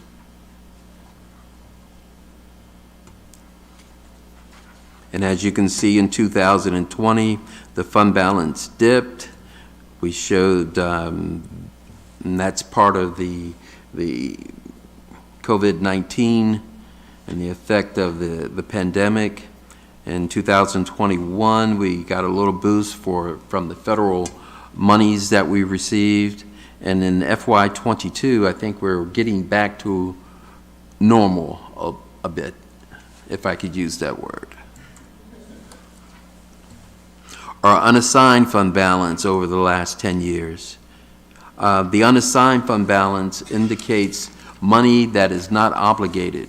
This is the money that is available to use for any new projects or any new core services that the city plans to include in their toolkit and provide to the residents. This is a comparison of our general fund balance and our unassigned fund balance.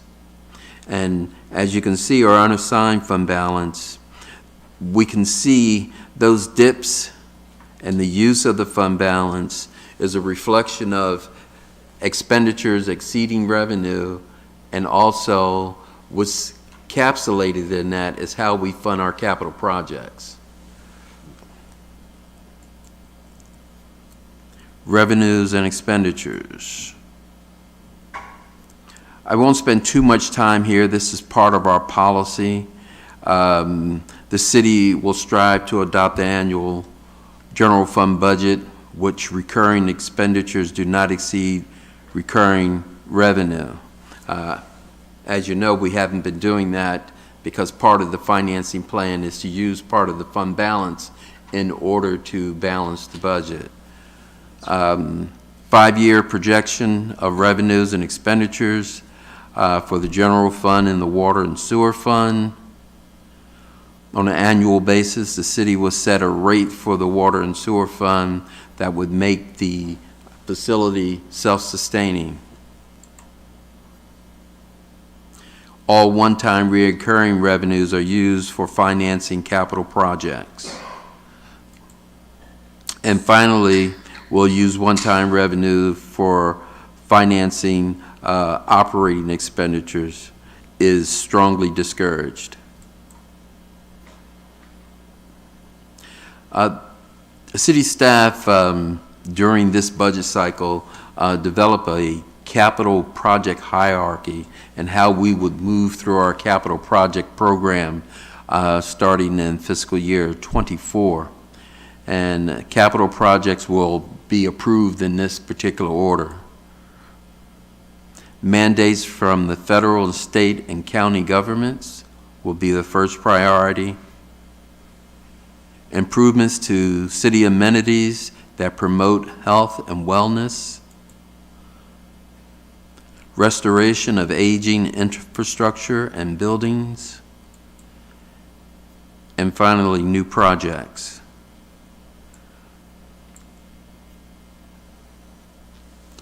Capital project spending. These are our priorities in the way that we see them.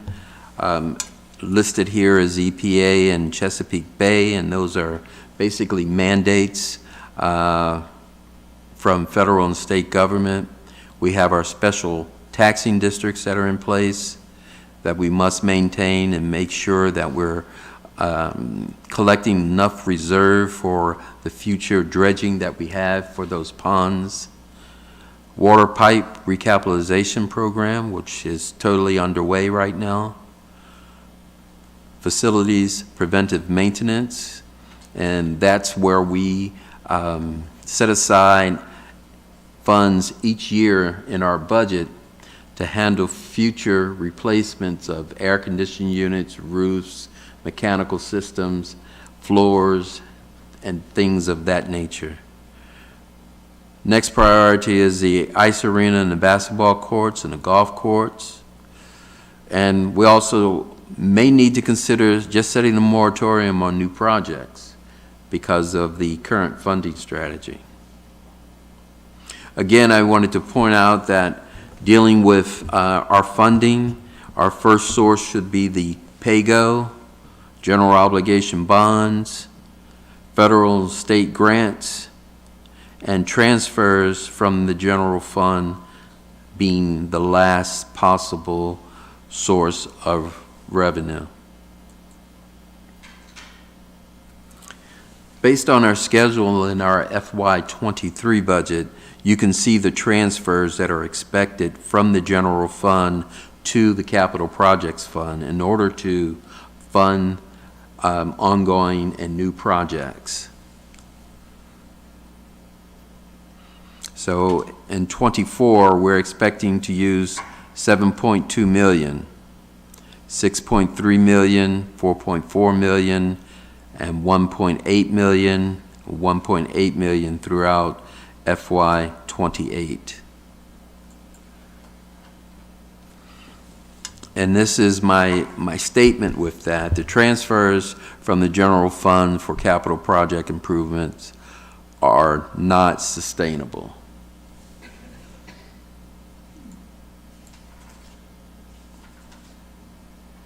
The last group of slides deal with revenue sources for the city of Bowie and how those revenues have occurred over the last 10 years. And we've been in pretty good shape here. General fund revenues and expenses. As you can see, we're at the end of the day, as the rating agencies like to tell us, that we outperform our budget. And what that means is we normally have more revenue coming in and less expenditures going out at the end of the year in most cases. So where you see the blue bar, which is the indication of revenue, those bars that are higher than the copper bars will indicate that there was an increase to our fund balance. Assessed property values are constantly on the up, and they are increasing by 3 to 5% each year. So that's a good outlook for us. We don't see anything happening in the near future with the triennial tax process. We feel that the assessed value of our property tax, if there was a downturn in the economy, we wouldn't necessarily notice it until 2 or 3 years out. General funds, major revenue categories, property tax, state shared revenues, and all other. The state share revenue is a combination of state highway funding, amusement tax, income tax, and our corporate property tax. But as you can see, we've had steadily increases in most of those categories over the years.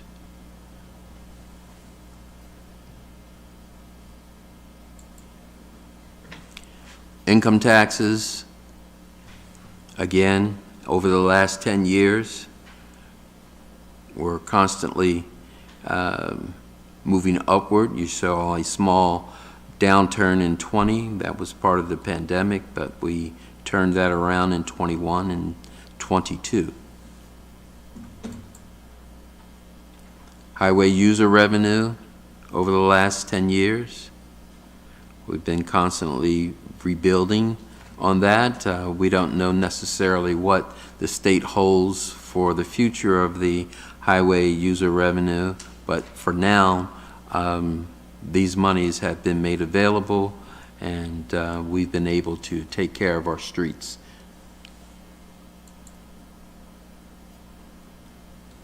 This is the revenue from the speed camera.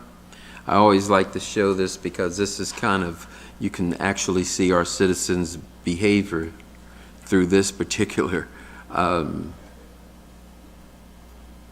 chart.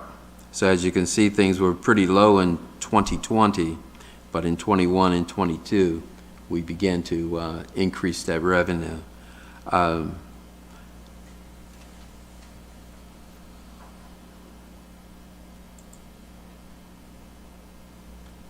So the budget guidance. The city's financial position is strong, as demonstrated by the affirmation of the city's AAA bond rating from Moody's and Standard & Poor's and Fitch. The general fund balance is $42 million, and our unassigned fund balance is $22.2 million, representing 72% and 38% of current revenues. So as of the end of FY22, the city did accomplish its fund balance policy. So I wanted to leave you with that as a positive note. And if you have any questions, City Manager, I am complete. Thank you, Byron. Mr. Mayor, City Council, yeah, we've been working on this pretty hard. In accordance with the charter and the codes, you know, in the next 2 months, Byron and I are going to cross-examine the department directors and examine what they think they need.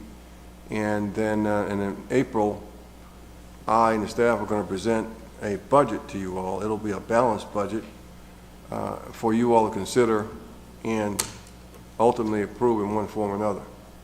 So at this point then, are there any particular things the City Council wants me and my staff to consider as we develop this budget? I'd like to take a moment, first, if you don't mind, City Manager, and thank you, but also Byron and staff as a whole for putting this presentation together. I think it's indicative of the city itself. Byron, you do a great job. I mean, you've been recognized, and the city as a whole continues to go forward. I appreciate all that you put into it. I like the guidance. I think you made it very, very clear. And I think as we as a council understand, I think those watching get a much better appreciation of what we're trying to do here, the way you explain it. I think it was Albert Einstein who said if you can explain it very simply, that means you understand it. And I think the way you've presented it, it's easy for people to digest, and I think it's because you have a great understanding of what we're trying to do and what you're doing. Having said that, I do have one quick question for you, and that is property taxes and the valuations here in the city.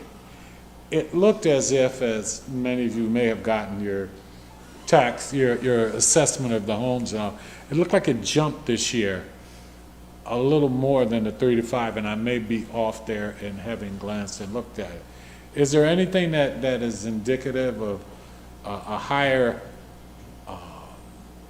property values in the city as opposed to the traditional historic rate by which they're increasing?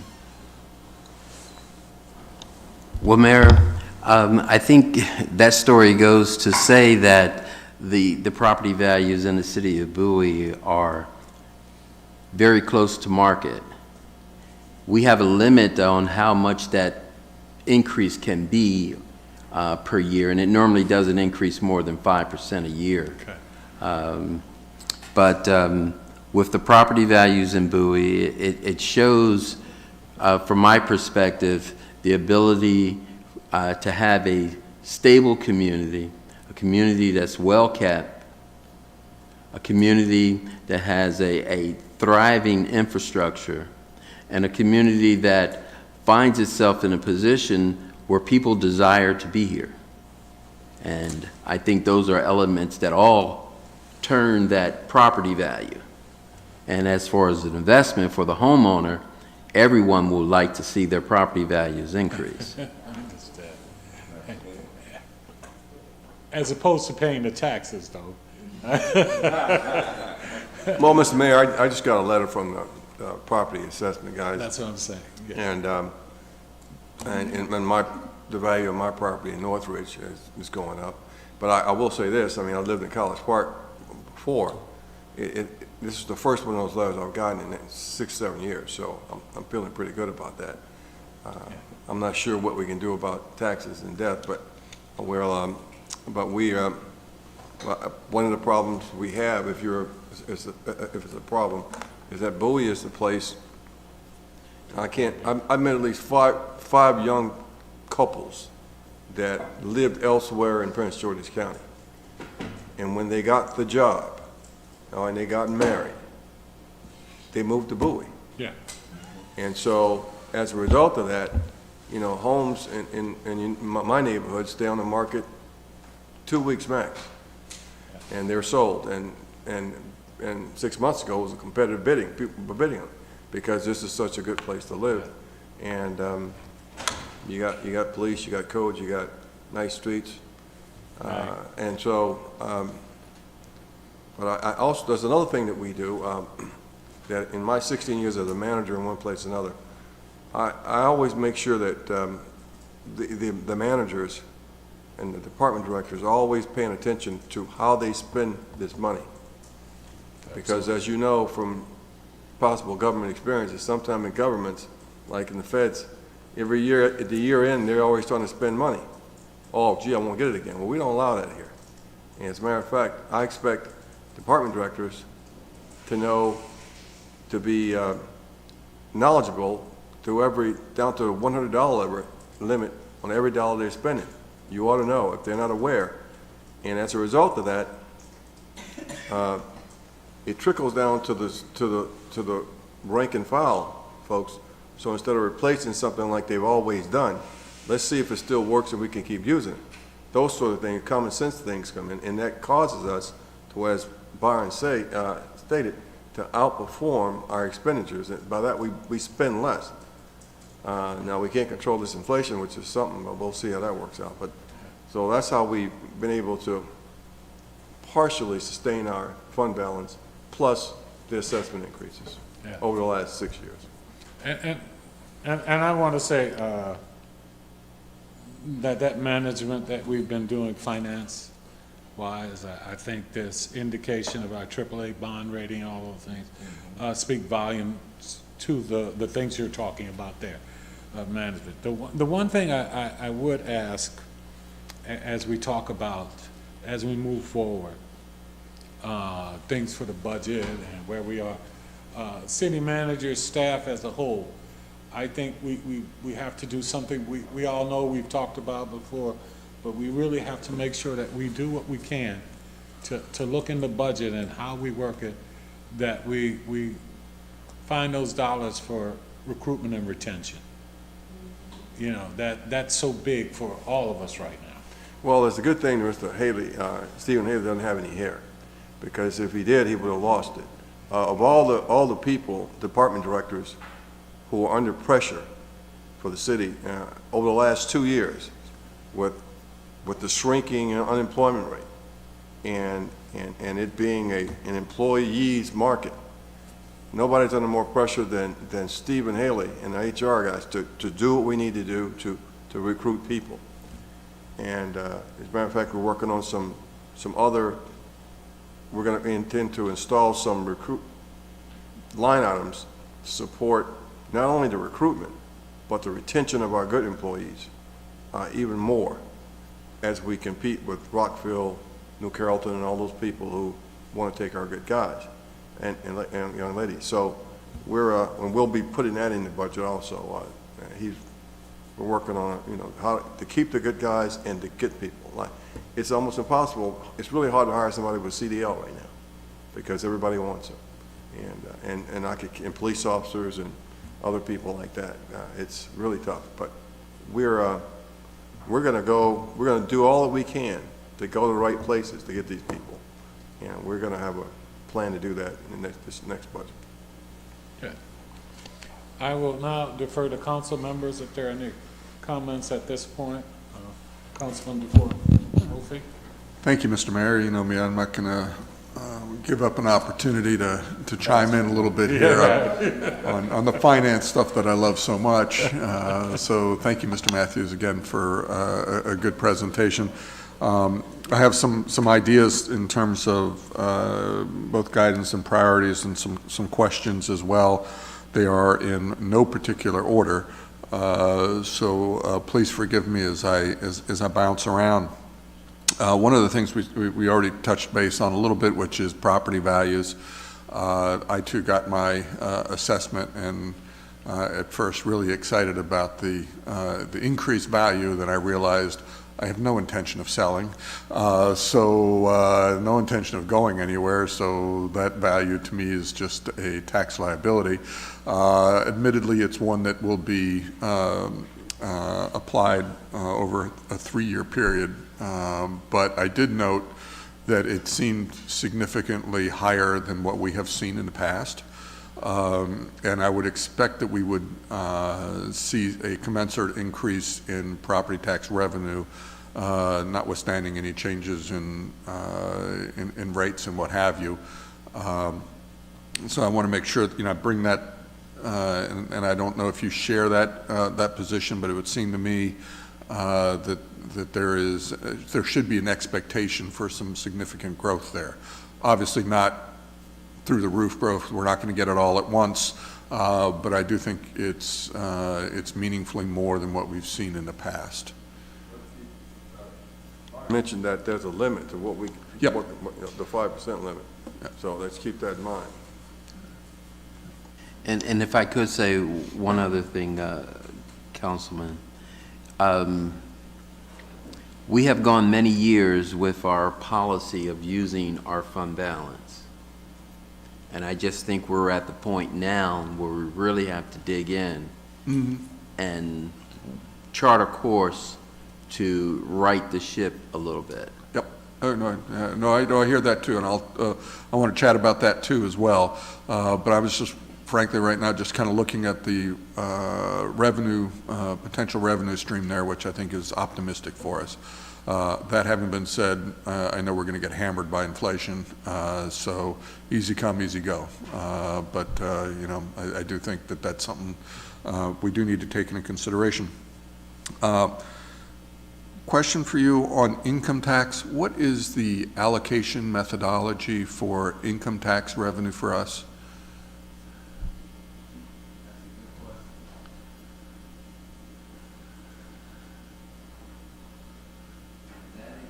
Tax revenue comes to us from the state,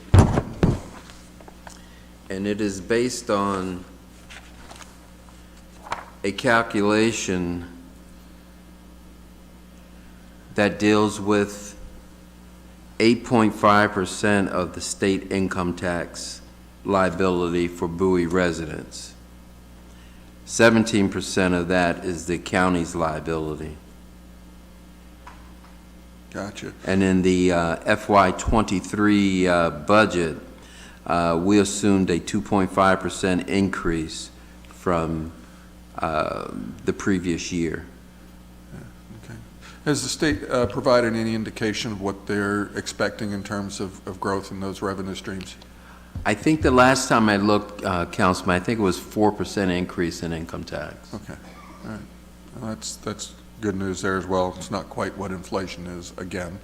So that's going to be a challenge, to be certain. The fund balance, we have a general fund balance, it's about 72%, and unassigned balance of 38%.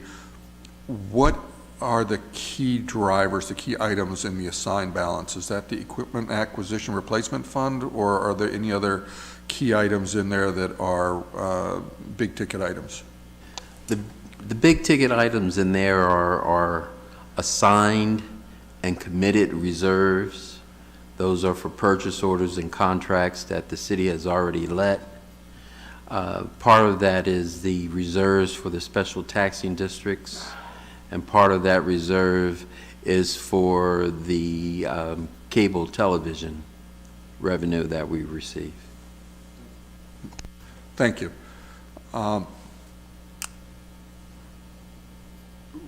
We have maintained a policy of 25% for our fund balance, for our unreserved fund balance, unassigned fund balance. We've had that for quite some time. We just recently went through a COVID, disaster, if you will. Can you, as part of this budget cycle, take a look at that 25% and see if it's still a good number? Does it provide us enough cushion, or is it above what we need? It seems to me that we've, the purpose of the unassigned fund balance is to, in essence, to be self-insured, to address any dips and spikes in our revenues and expenses and unforeseen circumstances.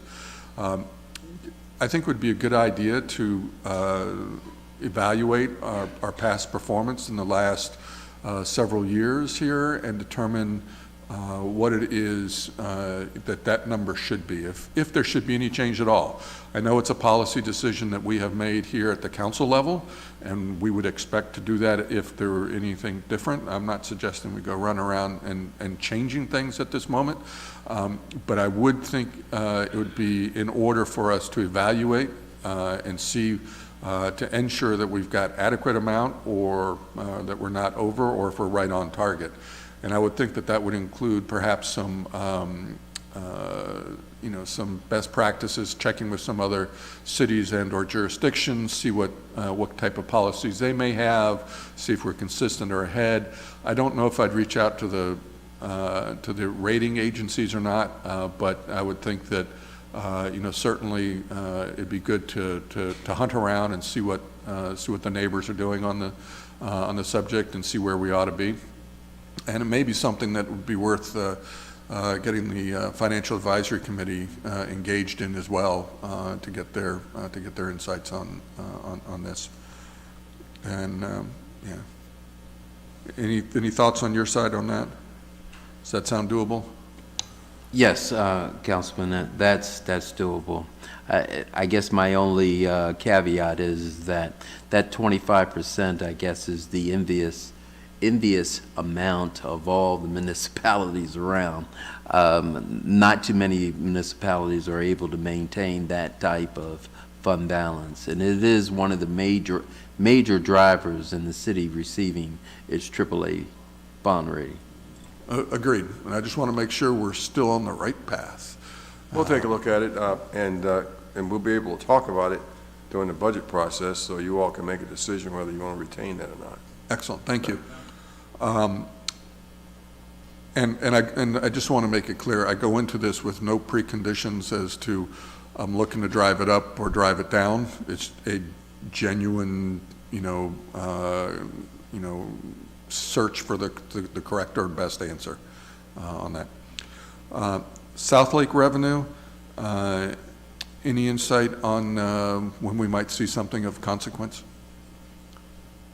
I think we're out about 25 years on that, Councilman. Yeah, once the bonds are paid off and the debt is retired, then the city will see the full impact of that.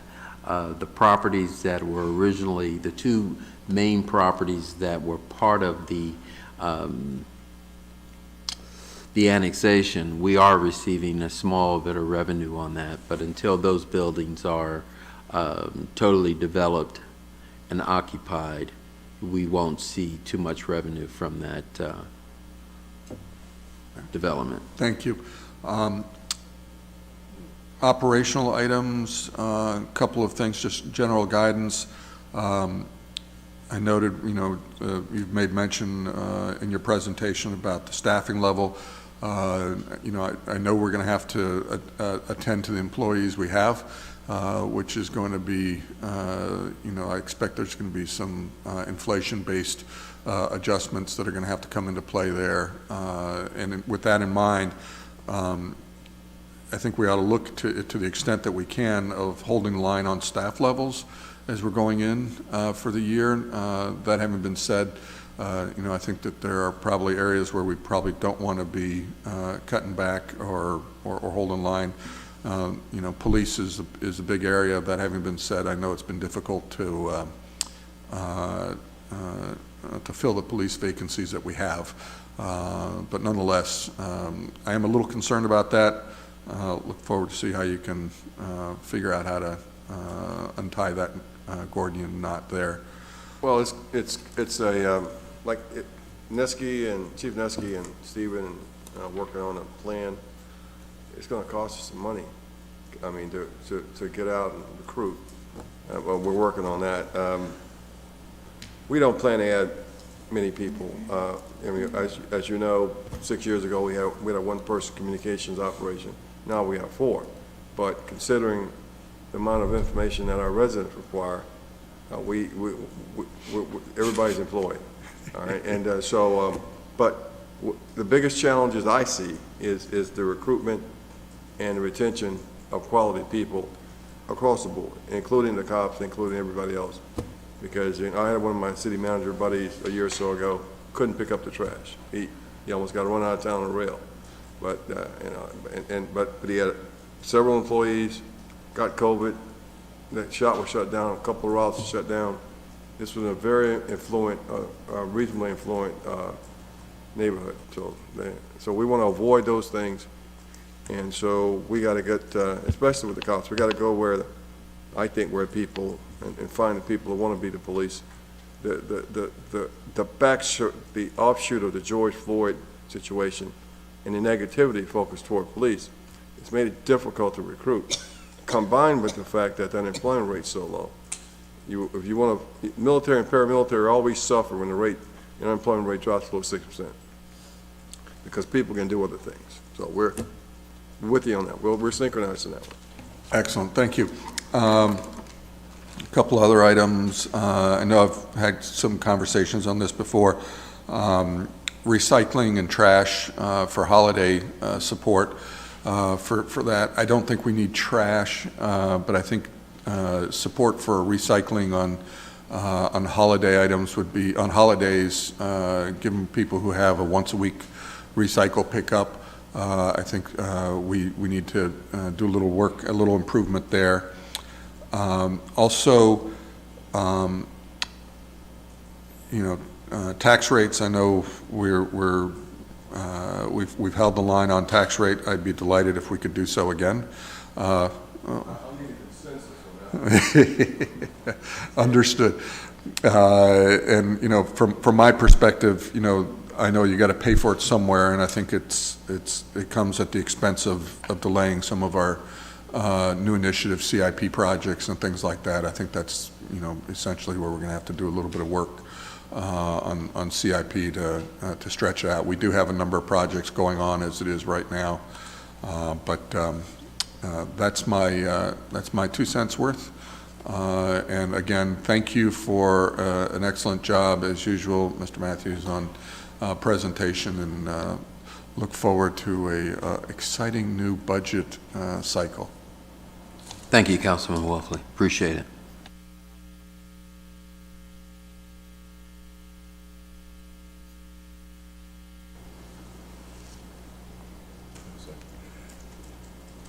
Hearing none, thank you so much, Byron. We look to Sorry give there. you. What's that? Sorry, Mr. Mayor, everyone got real quiet on my end, and I wasn't sure what was going on. But do you mind if I just jump in with 2 quick questions? I know it's 10:15. What did he say? You bet. Can't hear you, Mr. You just want to say something. He wants to ask some Go questions. ahead. Go ahead, please. He's asking for the floor. Go ahead. Great. Sorry, I know it's late. Byron, real quick, you mentioned a growth of 67 personnel in the last 14 years. That sounds awfully close to the number of police and civilian police supporting staff we hired. Am I misjudging that? No, that's staff across the board. That's even dealing with water and sewer. Well, let's see. In 2006, we had 0 police officers. Today, we're slated for 65. I think we have 52 on staff, plus support staff. The comparison of the number, yes, I agree. Yeah, I think the point I'm making is we all kind of know why our staff has grown a lot. It's not just because we kept hiring a world of assistants over 14 years. And one of the things I think we need to talk about, first of all, this year, we're just going to need to do a lot of public communication. I mean, residents are already freaking out about the tax assessments. 2 of them on this panel did tonight. And so, telling residents when their property values are going up, and the raw dollar number they're paying is increasing substantially over the next 3 years, the last thing they ever want to hear from anybody is, oh, we have to raise your taxes. But I think if I heard correctly, Byron, you were talking about 16 cents in tax increases over the next few years, from 40 cents to 56 cents. Did I understand that correctly?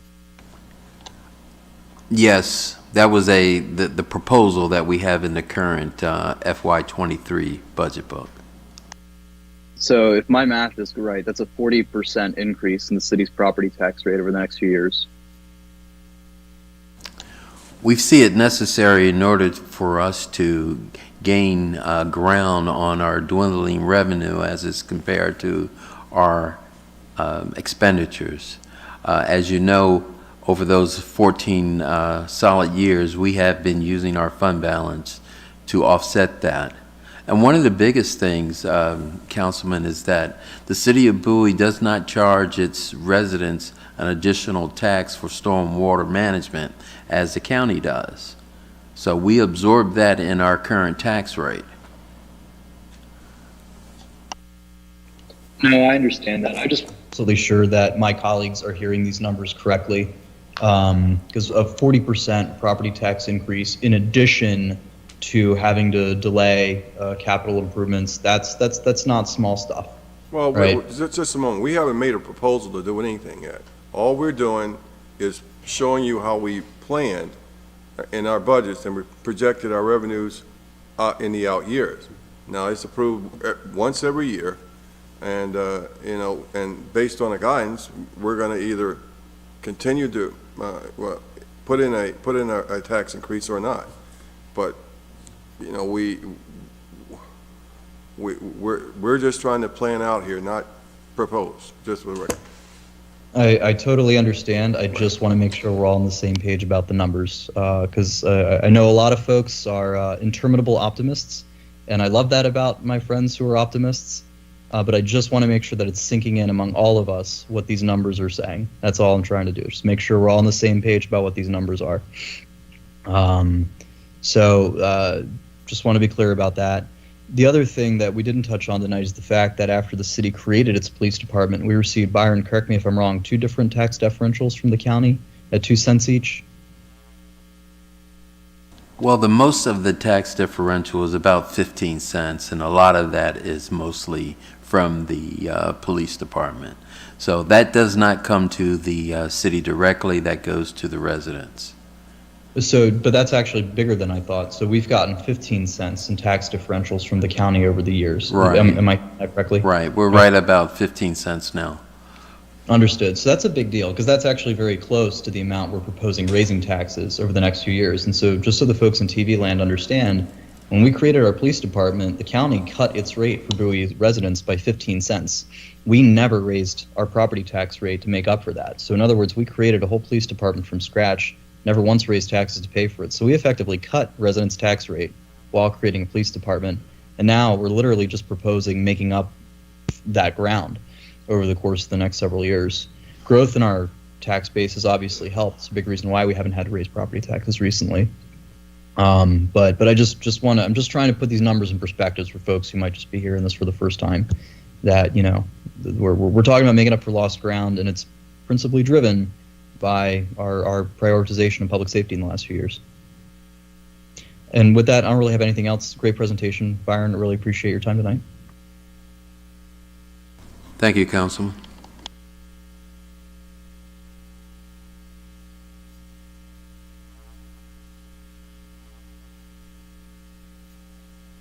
And I will entertain a motion. I'm sorry, City Manager. Go ahead. I just want to say, Mr. Mayor, I thank everybody for the guidance and chipping in, so that, and Mr. Estep, thank you for helping explain the actual ramifications of the numbers to the residents. So based on, we've gotten our guidance, now we can go and start writing this thing and working on the budget so that in April we can present you all a balanced budget, without difficulty. Thank you, City Manager. Thank you to the staff and to everyone this evening. At this time, I will entertain a motion. Mr. Mayor, I'd like to make a motion to adjourn. I'd like to second that, Mr. It's Mayor. been moved and properly second. Any discussion? Hearing none, all in favor, please respond with an aye. Aye. Opposed, same favor. Hearing none, motion carries. Thank you again, everyone.